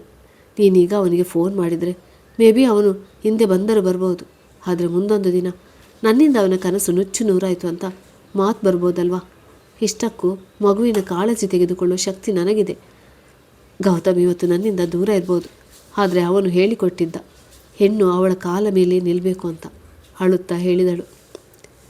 ನಿನ್ನನ್ನು ನನ್ನ ತಂಗಿ ಅಂತ ಹೇಳಿಕೊಳ್ಳೋಕ್ಕೆ ನನಗೆ ತುಂಬ ಹೆಮ್ಮೆ ಆಗ್ತಿದೆ ಮೈಲಾ. ನಿನ್ನ ಪ್ರತಿ ಹೆಜ್ಜೆಯಲ್ಲೂ ನಾನು ಜೊತೆಯಲ್ಲಿರ್ತೇನೆ ಎಂದಳು. ಮೈಲಾ ಮತ್ತು ಗೌತಮ್ನ ಜೀವನದ ದಾರಿಯು ಬದಲಾಯಿತು. ಇಬ್ಬರು ತಮ್ಮ ಜೀವನದಲ್ಲಿ ಮುಂದುವರೆದರು. ಇಬ್ಬರ ಸಂಪರ್ಕವನ್ನು ಕೊನೆಯಾಗಿಸಿದರು. ಮಾತು ಎಲ್ಲವೂ ಕಡಿದಾಯಿತು. ಗೌತಮ್ ಪರಿಶ್ರಮಪಟ್ಟು ಒಂದೊಂದೇ ಹೆಜ್ಜೆ ಮೇಲಿಡುತ್ತಾ ಹೋದ. ಮೈಲಾ ಮಗುವಿಗಾಗಿ ತಾನು ಸಂತೋಷ ಕಂಡುಕೊಂಡಳು. ತನ್ನದೊಂದು ಹೊಸ ಬದುಕನ್ನು ಕಟ್ಟಿಕೊಡಲು. ಹೀಗೆಯೇ 5 ವರ್ಷಗಳು ಕಳೆದವು. ಗೌತಮ್ನ ಕಾಂಟ್ರಾಕ್ಟ್ ಮುಗಿದು ಭಾರತಕ್ಕೆ ಮರಳಿದ. ಆದರೆ ಮೈಲಾ ನೆನಪು ಮಾತ್ರ ಅವನನ್ನು ಕಾಡುತ್ತಿತ್ತು. ಮೈಲಾ ಈಗ ಹೇಗಿರ್ಬೋದು? ಬೇರೆ ಮದುವೆ ಆಗಿರ್ಬೋದಾ? ಅಥವಾ ಇನ್ನೂ ಹಳೆಯ ನೆನಪುಗಳಲ್ಲಿ ದಿನ ಕಳೆಯುತ್ತಿರ್ಬೋದಾ? ಹೀಗೆ 10 ಪ್ರಶ್ನೆಗಳು ಗೌತಮ್ನನ್ನು ತಲೆ ಕೆಡಿಸಿತು. 5 ವರ್ಷಗಳಲ್ಲಿ ಗೌತಮ್ ತುಂಬ ಬದಲಾಗಿದ್ದ. ಮೈಲಾ ಮೊದಲ ಬಾರಿ ಭೇಟಿಯಾದ ಗೌತಮ್ನಂತೆ ರೂಪಾಂತರಗೊಂಡಿದ್ದ. ನೀಟ್ನೆಸ್ಗೆ ಹೆಚ್ಚು ಪ್ರಾಮುಖ್ಯತೆ ಕೊಡುತ್ತಿದ್ದ. ಗೌತಮ್ ಈಗ ಕೆಲಸದ ಒತ್ತಡದಿಂದ ತುಂಬ ಬದಲಾಗಿ ಬಿಟ್ಟಿದ್ದ. ಅವನ ಮುಖದ ನಗುವನ್ನು ಗಡ್ಡ ಮರೆಮಾಚಿತ್ತು. ಮೈಲಾ ಗೌತಮ್ ನೆನಪುಗಳನ್ನು ಬದಿಗಿಟ್ಟು ಮಗುವಿನೊಂದಿಗೆ ಕಾಲ ಕಳೆಯುತ್ತಿದ್ದಳು. ಅವರಿಬ್ಬರಲ್ಲಿ ತುಂಬ ಬದಲಾವಣೆಗಳು ಸದ್ದಿಲ್ಲದೆ ಹೆಜ್ಜೆ ಇಟ್ಟು ಬಂದಿದ್ದವು. ಭಾರತಕ್ಕೆ ಬಂದ ನಂತರ ಗೌತಮ್ ತುಂಬ ಉತ್ಸಾಹಕನಾಗಿ ಮೈಲಾಳನ್ನು ಭೇಟಿಯಾಗಲು ಮುಂದಾದ. ಹಾಗೆ ಅವಳಿಗೇನಾದರೂ ಉಡುಗೊರೆ ಕೊಡಬೇಕೆಂದು ಪ್ರತಿಷ್ಠಿತ ಮಾಲೊಂದಕ್ಕೆ ಹೋದ. ಅಲ್ಲಿ ಏನನ್ನು ಖರೀದಿಸಲಿ ಎಂದು ಯೋಚನೆಗೆ ಬಿದ್ದ. ಹಾಗಲ್ಲೊಂದು ಪುಟ್ಟ ಮಗು ಒಬ್ಬಳೇ ಇವನಿದ್ದ ಶಾಪ್ನಲ್ಲಿ ನಿಂತು ಚಾಕ್ಲೇಟನ್ನೇ ತುಂಬ ಸಮಯದಿಂದ ದಿಟ್ಟಿಸ್ತಿತ್ತು. ಮಗು ಪುಟ್ಟದೊಂದು ಫ್ರಾಕ್ ತೊಟ್ಟು, ತಲೆಗೆ ಹೇರ್ ಬ್ಯಾಂಡ್ ತೊಟ್ಟು, ಕಾಲಿಗೆ ಪುಟ್ಟ ಶೂ ಧರಿಸಿ ಬೇಬಿ ಡಾಲ್ ಥರವೇ ಮುದ್ದಾಗಿ ಕಾಣುತ್ತಿತ್ತು. ಗೌತಮ್ ಆ ಮಗುವನ್ನು ಸಮೀಪಿಸಿ, ಪುಟ್ಟ, ನಿನ್ನ ಹೆಸರೇನು ಕೇಳಿದ. ಮಮ್ಮಿ ಹೇಳಿದ್ದಾರೆ ಪರಿಚಯವಿಲ್ಲದ ಯಾರಿಗೂ ಹೆಸರು ಹೇಳಬೇಡ ಅಂತ. ನಾನು ಹೇಳೋಲ್ಲ ಎಂದು ಮುಖ ತಿರುಗಿಸಿ ಎಂದಿತು. ಗೌತಮ್ಗೇಕೋ ಆ ಮಗುವನ್ನಲ್ಲೇ ಬಿಟ್ಟು ಹೋಗುವುದು ಸರಿಯಲ್ಲ ಎಂದೆನಿಸಿ ಅಲ್ಲಿಂದ ಚಾಕ್ಲೇಟನ್ನು ಖರೀದಿಸಿ ಮಗುವಿಗೆ ಕೊಟ್ಟ. ಆ ಪುಟ್ಟ ಮಗು ಗೌತಮ್ನ ಕೆನ್ನೆಗೆ ಮುತ್ತಿಟ್ಟು ಥ್ಯಾಂಕ್ ಯು ಅಂಕಲ್ ಎಂದಿತು. ಮಗುವಿನ ಪಕ್ಕದಲ್ಲೇ ಕುಳಿತು ಮಗುವಿನೊಂದಿಗೆ ಮಾತಿಗಿಳಿದ. ನೀನಿಲ್ಲಿ ಯಾರ ಜೊತೆ ಬಂದೆ ಪಾಪು? ಮಮ್ಮಿ, ಪಪ್ಪ ಮತ್ತು ನಾನು. ಚಾಕ್ಲೇಟನ್ನು ಮುಖದ ತುಂಬೆಲ್ಲ ಮೆತ್ತಿಕೊಳ್ಳುತ್ತಾ ತುಂಬ ಮುದ್ದು ಮುದ್ದಾಗಿ ಹೇಳಿತು. ಸರಿ, ನೀನು ಇಲ್ಲಿಗೆ ಹೇಗೆ ಬಂದೆ? ಅಪ್ಪ ಅಮ್ಮನ ಕಣ್ಣು ತಪ್ಪಿಸಿ ಎಲ್ಲೂ ಹೋಗಬಾರ್ದು. ಹೇಳು, ನಿನ್ನ ಪಪ್ಪ ಮಮ್ಮಿ ಎಲ್ಲಿದ್ದಾರೆ? ನಾನು ನಿನ್ನನ್ನು ಅವ್ರ ಹತ್ರ ಕರ್ಕೊಂಡು ಹೋಗ್ತೇನೆ. ಆಗ ಹಿಂದಿನಿಂದ ಬಂದ ವ್ಯಕ್ತಿ, ಗಮ್ಯ, ಇಲ್ಲೇನು ಮಾಡ್ತಿದ್ಯಾ? ಮಮ್ಮಿ ಆಗಲಿಂದ ನಿನ್ನ ಹುಡುಕ್ತಿದ್ದಾರೆ. ಈ ಚಾಕ್ಲೇಟ್ ಯಾರು ತೆಗೆದುಕೊಟ್ರು? ಎಷ್ಟು ಸಲ ಹೇಳಿಲ್ಲ ನಿನಗೆ ಎಂದು ಗೌತಮ್ನ ಮುಂದೆ ಬಂದು ನಿಂತ. ಗೌತಮ್ ಎದ್ದು ನಿಂತ, ಸರ್, ಪಾಪ ಮಗುವಿಗೆ ಬೈಬೇಡಿ. ಗೊತ್ತಿಲ್ಲದೆ ಈ ರೀತಿ ಬಂದಿದೆ. ಇವಳು ತುಂಬ ತುಂಟಿ. ಅದೇ ಕಾರಣಕ್ಕೆ ಇವಳಮ್ಮ ಇವಳನ್ನು ಎಲ್ಲಿಗೂ ಕರ್ಕೊಂಡು ಹೋಗೋಲ್ಲ. ಇವತ್ತು ಹಠ ಮಾಡಿದ್ಲು ಅಂತ ಕರ್ಕೊಂಡು ಬಂದ್ವಿ. ಇವಳಿಂದ ನಿಮಗೆ ತೊಂದರೆ, ಸಾರಿ ಸರ್ ಎಂದ. ಪರವಾಗಿಲ್ಲ, ತೊಂದರೆ ಏನಿಲ್ಲ ಎಂದ ಗೌತಮ್. ಸರಿ, ಹಾಗಾದರೆ ನಾವಿನ್ನು ಬರ್ತೀವಿ. ಗಮ್ಯ ಬಾ, ಮಮ್ಮಿ ಕಾಯ್ತಾ ಇದ್ದಾರೆ ಎನ್ನುತ್ತಾ ಮಗುವನ್ನು ಎತ್ತಿಕೊಂಡು ಗೌತಮ್ಗೆ ವಿದಾಯ ಹೇಳಿ ಹೊರಟ. ಗೌತಮ್ ಅಲ್ಲಿಂದ ಬೇರೊಂದು ಅಂಗಡಿಯ ಕಡೆ ಹೆಜ್ಜೆಯನ್ನಿಟ್ಟ. ಅವನಲ್ಲಿ ಏನನ್ನೂ ಖರೀದಿಸಬೇಕು ಎಂದು ಯೋಚಿಸ್ತಾ ಹೆಜ್ಜೆಯನ್ನು ಹಿಂದಕ್ಕೆ ಇಡುತ್ತಾ ತುಂಬ ಏಕಾಗ್ರತೆಯಿಂದ ಅಲ್ಲಿದ್ದ ಉಡುಗೊರೆಗಳನ್ನು ನೋಡುತ್ತಿದ್ದ. ಆಗ ಹಿಂದಿನಿಂದ ಯಾರಿಗೋ ಡಿಕ್ಕಿ ಹೊಡೆದು ಬಿಟ್ಟ. ಮೊದಲೇ ಅವನ ವೇಷ ಯಾವ ರೌಡಿಗೂ ಕಡಿಮೆ ಇರಲಿಲ್ಲ. ಹಿಂದೆ ಇದ್ದವಳು ಒಂದೇ ಸಮನೆ ಬೈಯಲು ಶುರು ಮಾಡಿಬಿಟ್ಟಳು. ಏನು ಮಿಸ್ಟರ್, ಕಣ್ಣನ್ನು ಹಿಂದೆ ಇಟ್ಕೊಂಡು ಓಡಾಡ್ತಿದ್ದೀರಾ? ಗೌತಮ್ ಒಮ್ಮೆಲೆ ಹಿಂತಿರುಗಿ, ಸಾರಿ ಮೇಡಮ್, ಗೊತ್ತಿಲ್ಲದೆ ಹೇಳುತ್ತಿರುವಾಗಲೇ ಅದು ಮೈಲಾ ಎಂದು ಅವನಿಗೆ ತಿಳಿಯಿತು. ಆದರೆ ಮೈಲಾ ಅವನನ್ನು ಮೊದಲು ಕಂಡು ಹಿಡಿಯುವುದರಲ್ಲಿ ವಿಫಲವಾದಳು. ನಂತರ ಗೌತಮ್ನ ಮುಖದ ಮೇಲೊಂದು ನಗು ಮೂಡಿತು. ಅದು ಯಾವ ತರಹದೆಂದರೆ ಮರುಭೂಮಿಯಲ್ಲಿ ಓಯಸಿಸ್ ಸಿಕ್ಕಿದಂತೆ. ಮೈಲಾ, ಎಷ್ಟು ಬದಲಾಗಿದ್ದಿ ಎಂದು ಮಾತನ್ನು ಪ್ರಾರಂಭಿಸಿದ. ಮೈಲಾಗೆ ನಂತರ ತಿಳಿಯಿತು ಅದು ಗೌತಮ್ ಎಂದು. ಮೈಲಾರಿಗೆ ಅಷ್ಟೇ ಸಂತೋಷವಾಯಿತು. ಅವಳ ಹೃದಯ ಒಂದೇ ಸಮನೆ ಬಡಿದುಕೊಳ್ಳುತ್ತಿತ್ತು. ಗೌತಮ್, ನೀವು ತುಂಬ ಬದಲಾಗಿದ್ದೀರಿ. ಮತ್ತು ಯಾವಾಗ ಬಂದ್ರಿ ಇಲ್ಲಿಗೆ? ನಿನ್ನೆ ಅಷ್ಟೇ ಬಂದೆ ಎಂದ. ಗೌತಮ್ಗೆ 5 ವರ್ಷಗಳ ಮುಂಚೆ ತೆಗೆದುಕೊಂಡ ನಿರ್ಧಾರ ತಪ್ಪೆಂದರಿವಾಗಿತ್ತು. ಹಣ ಮಾಡೋದು ಮುಖ್ಯವಲ್ಲ, ಪ್ರೀತಿ ಮುಖ್ಯ ಎಂದು ತಡವಾಗಿ ಮನವರಿಕೆಯಾಗಿತ್ತು. ಆದರೆ ಸಮಯ ಈಗ ಅವನ ಪರ ಇಲ್ವಲ್ಲ.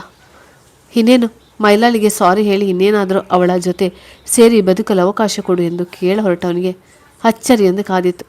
ಹಿಂದಿನಿಂದ ಬಂದ ಸ್ವರ, ಮಮ್ಮಿ ಎನ್ನುತ್ತಾ ಮೈಲಾಳನ್ನು ಆ ಮಗು ಅಪ್ಪಿಕೊಂಡಿತು. ಮಗುವನ್ನು ಹಿಂಬಾಲಿಸಿ ಆ ವ್ಯಕ್ತಿಯು ಬಂದು ಮೈಲಾಳಿಗೆ ನಡೆದುದನ್ನು ವಿವರಿಸಿದ. ಮೈಲಾ, ಇವರ ಬಳಿ ಗಮ್ಯ ಇದ್ದಿದ್ದು.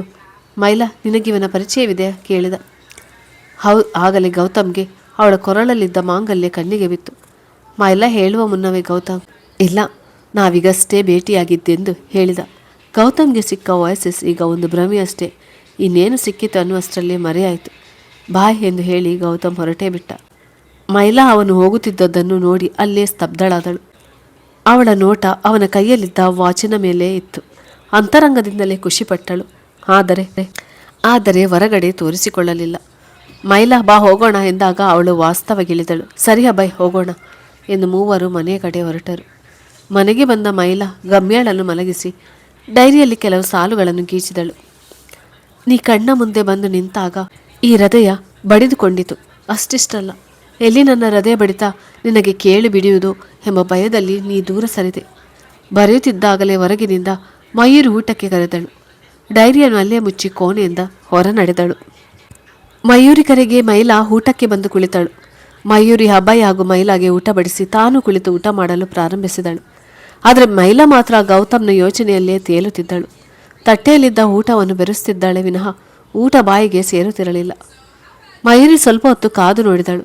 ಆದರೆ ಮೈಲಾ ಮಾತ್ರ ಅದೇ ಯೋಚನೆಯಲ್ಲಿದ್ದಳು. ಮಯೂರಿ ಬೇಕೆಂದೆ ಎಂದು ಗಂಟಲು ಸರಿಪಡಿಸಿಕೊಂಡಳು. ಆದರೂ ಮೈಲಳಿಗೆ ಅದು ತಿಳಿಯಲಿಲ್ಲ. ಮೈಲಾ, ಸ್ವಲ್ಪ ಸಾರು ಹಾಕ್ಲಾ ಎಂದು ಮಯೂರಿ ಕೇಳುತ್ತಿದ್ದರು ಮೈಲಾ ಇಹದ ಪರಿವೇ ಇಲ್ಲದಂತೆ ತನ್ನ ಆಲೋಚನೆಗಳಲ್ಲಿಯೇ ಮುಳುಗಿದ್ದಳು. ಮಯೂರಿ ಅನಂತರ ಅಭಯ್ ಜೊತೆ ಮಾತು ಶುರು ಹಚ್ಚಿದಳು. ಅಭಯ್, ಇವತ್ತೇನಾದರೂ ಆಯ್ತಾ? ಯಾಕಿವಳಿ ಈ ರೀತಿ ಆಕಾಶನೇ ತಲೆ ಮೇಲೆ ಬಿದ್ದಾಗಿ ಕೂತಿದ್ದಾಳಲ್ಲ? ಊಟದ ಕಡೆಯಿಂದ ನೋಟವನ್ನು ಮೈಲಾ ಕಡೆ ತಿರುಗಿಸಿದವನೇ. ಆ ಥರ ಏನೂ ಆಗಿಲ್ಲ. ಆದ್ರೇನು, ಇವತ್ತು ಗಮ್ಯ ಮಾಲ್ನಲ್ಲಿ ಸ್ವಲ್ಪ ಹೊತ್ತು ಕಣ್ಣು ತಪ್ಪಿಸಿ ಎಲ್ಲಿಗೋ ಹೋಗಿದ್ಲು. ಆದರೆ ಮತ್ತೆ ಒಬ್ಬ ವ್ಯಕ್ತಿ ಹತ್ರ ಕೂತು ಚಾಕ್ಲೇಟ್ ತಿಂತಾ ಮಾತನಾಡ್ತಿದ್ಲು. ಅದೊಂದು ಚಿಕ್ಕ ವಿಷಯ, ಅದಕ್ಕೆ ಈ ರೀತಿ ಯೋಚನೆ ಮಾಡುವಂಥದ್ದು ಏನಿಲ್ಲ. ಮೈಲಾ ಎಂದು 2-3 ಬಾರಿ ಕರೆದಾಗಲೇ ಮೈಲಾ ಯೋಚನಾ ಲೋಕದಿಂದ ಹೊರಬಂದದ್ದು. ಆಗಲೇ ಟಿಂಗ್ ಟಾಂಗ್ ಎಂದು ಮನೆಯ ಕರೆಗಂಟೆಯ ಸದ್ದಾಯಿತು. ಮಯೂರಿ ಎದ್ದು ಬಾಗಿಲು ತೆರೆದು, ನೀನಾ, ಒಳಗೆ ಬಾ ಎನ್ನುತ್ತಾ ನೈನಾ ಮನೆ ಹೊಕ್ಕಿದ. ಅನಂತರ ಬಾಗಿಲನ್ನು ಭದ್ರಪಡಿಸಿದಳು. ಏನಾಯಿತು, ಹೋದ ಕೆಲಸ ಸಕ್ಸಸ್ಸಾ ಫೇಲಾ ಕುತೂಹಲದಿಂದ ಕೇಳಿದ ಅಭಯ್. ನಾನು ಹೋದ್ಮೇಲೆ ಫೇಲ್ ಆಗೋ ಮಾತೇ ಇಲ್ಲ ಎನ್ನುತ್ತಾ ಡೈನಿಂಗ್ ಟೇಬಲ್ನಲ್ಲಿ ಬಂದು ಕುಳಿತಳು. ಮಯೂರಿ ಅವಳಿಗೂ ಊಟ ಬಡಿಸಿದಳು. ಅಂತೂ ನನ್ನ ಹೆಂಡತಿಯಾದದಕ್ಕೆ ಸಾರ್ಥಕವಾಯಿತು ಎನ್ನುತ್ತಾ ನಗುತ್ತಾ ಊಟ ಮಾಡಿದ ಅಭಯ್. ಹಾಂ, ಏನಂದೆ? ನಿನ್ನ ಹೇಳ್ತೀಯಾ? ಇವತ್ತು ನನ್ನೊಬ್ಬಳನ್ನೇ ಬಿಟ್ಟು ಮಾಲ್ಗೆ ಹೋಗುವಾಗ ನಾನು ನಿನ್ನ ಹೆಂಡತಿ ಅಂತ ನೆನಪಿರಲಿಲ್ವಾ? ಎಲ್ಲ ಆಟ ನಿನ್ನಿಂದಲೇ ಕಲಿಬೇಕು ಹಬ್ಬಿ ಅಭಯ್.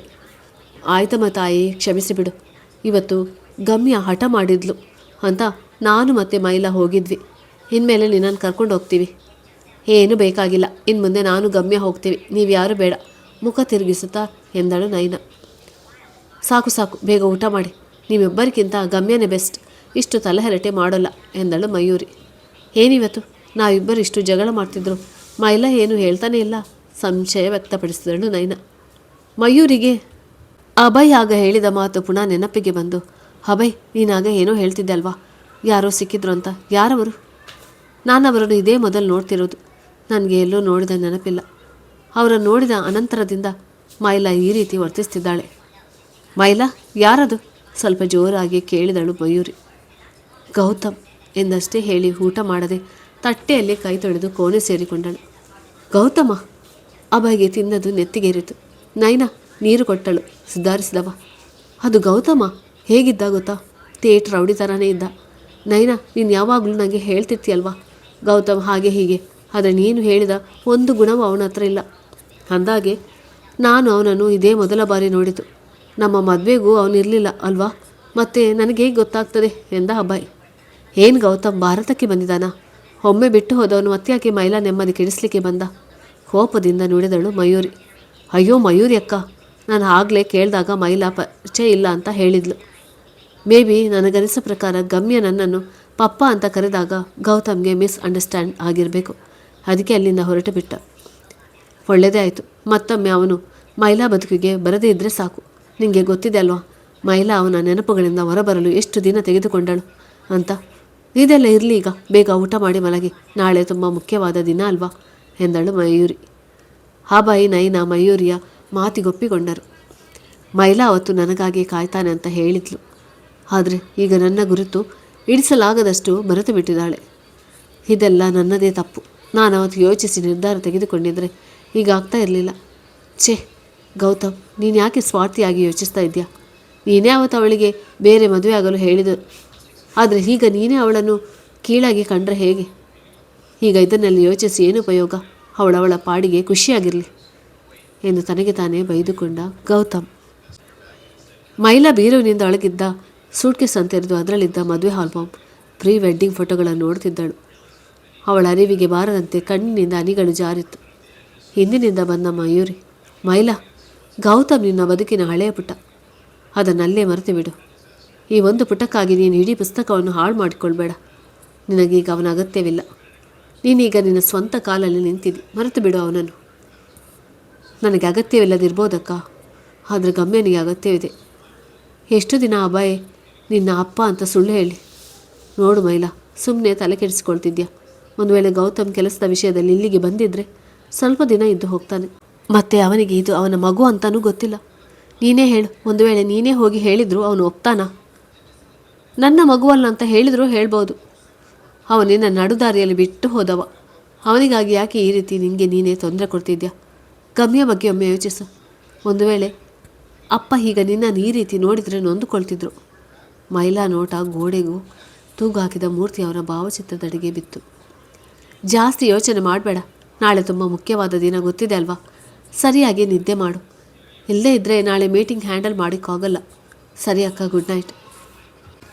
ಮೈಲಾ ಗಮ್ಯಲ ತಲೆಯನ್ನು ಸವರಿ ಅವಳ ಪಕ್ಕದಲ್ಲೇ ನಿದ್ರೆಗೆ ಜಾರಿದಳು. ಮಗಳ ಜೀವನ ತನ್ನ ಕೈಯಿಂದಲೇ ಹಾಳಾಯ್ತಲ್ಲ ಎಂದು ನೊಂದುಕೊಂಡು ಚಿಂತೆಯಲ್ಲೇ ಅವರನ್ನೆಲ್ಲ ಬಿಟ್ಟು ಅಗಲಿದರು. ಈ ಘಟನೆಯ ನಂತರ ಮೈಲಾ ಅವರ ನೆನಪಿನಿಂದ ಹೊರಬರಲು ಮನೆಯನ್ನೇ ಬದಲಾಯಿಸಿದರು. ಮೈಲಾ ಬದುಕಿನ ದಾರಿ ಮತ್ತೊಮ್ಮೆ ತಿರುವು ಪಡೆದುಕೊಂಡಿದೆ. ಇದರಿಂದ ಹೊರಬರ್ತಾಳ ಮೈಲಾ. ಮೈಲಾ, ಅಭಯ್, ನೈನಾ ಮೂವರು ತಯಾರಾಗಿ ಆಫೀಸ್ನ ಕಡೆ ಹೊರಟರು. ಈ ದಿನ ಇವರು ಮೂವರ ಜೀವನದ ಮುಖ್ಯವಾದ ದಿನ. ಏಕೆಂದರೆ ಅವರ ಕಂಪನಿಯ ದೊಡ್ಡ ಕಾಂಟ್ರಾಕ್ಟ್ ಮೀಟಿಂಗ್. ಅವರ 4 ವರ್ಷದ ಪರಿಶ್ರಮಕ್ಕೆ ಇವತ್ತು ಫಲ ಸಿಗುವ ದಿನವಾಗಿತ್ತು. ವಿದೇಶದ ಕಂಪನಿಯೊಂದಿಗೆ ಇವರ ವ್ಯವಹಾರ ನಿಗದಿಯಾಗಿತ್ತು. ಹಾಗಾಗಿ ಮೂವರು ತಮ್ಮ ವೈಯಕ್ತಿಕ ಚಿಂತೆಗಳನ್ನು ಬದಿಗಿರಿಸಿ ಈ ಮೀಟಿಂಗ್ನ ಕಡೆ ಹೆಚ್ಚು ಏಕಾಗ್ರತೆ ವಹಿಸಿದರು. ಗಮ್ಯಾಳನ್ನು ಮಯೂರಿ ನೋಡಿಕೊಳ್ಳುತ್ತಿದ್ದಳು. ಮಯೂರಿಯ ಪತಿ ವಿದೇಶದಲ್ಲಿ ಇದ್ದುದರಿಂದ ಮಯೂರಿ ಇವರ ಜೊತೆಯಲ್ಲೇ ನೆಲೆಸಿದ್ದಳು.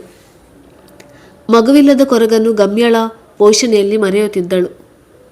ಗೌತಮ್ ವಿದೇಶಕ್ಕೆ ತೆರಳಿದ ನಂತರ ಮೈಲಾ ಚಿಂತೆಯಲ್ಲೇ ಮುಳುಗಿದ್ದನ್ನು ನೋಡಲಾಗದೆ ನೈನಾ ಮತ್ತು ಅಭಯ್ ಜೊತೆ ಸೇರಿ ಒಂದು ಚಿಕ್ಕ ಕಂಪನಿಯೊಂದನ್ನು ಪ್ರಾರಂಭಿಸಿದರು.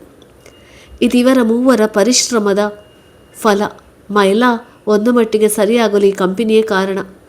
ಅದು ಚಿಕ್ಕದಾಗಿ ತೆರೆದ ಕಂಪನಿ ಇಂದು ಸಾವಿರಾರು ಜನರಿಗೆ ಉದ್ಯೋಗ ನೀಡುವಷ್ಟು ಬೆಳೆದಿತ್ತು. ವಿದೇಶಿ ಕಂಪನಿಯೊಂದಿಗೆ ದೊರೆತ ಕಾಂಟ್ರಾಕ್ಟ್ ಇವರ ಪರಿಶ್ರಮಕ್ಕೆ ಸಿಕ್ಕ ಇನ್ನೊಂದು ಮೆಟ್ಟಿಲಿನಂತೆ. ಆದರೆ ವಿಪರ್ಯಾಸ ಎನ್ನುವಂತೆ ವಿದೇಶಿ ಕಂಪನಿಯ ಕಡೆಯಿಂದ ಮೀಟಿಂಗಿಗೆ ಬಂದವ ಗೌತಮ್.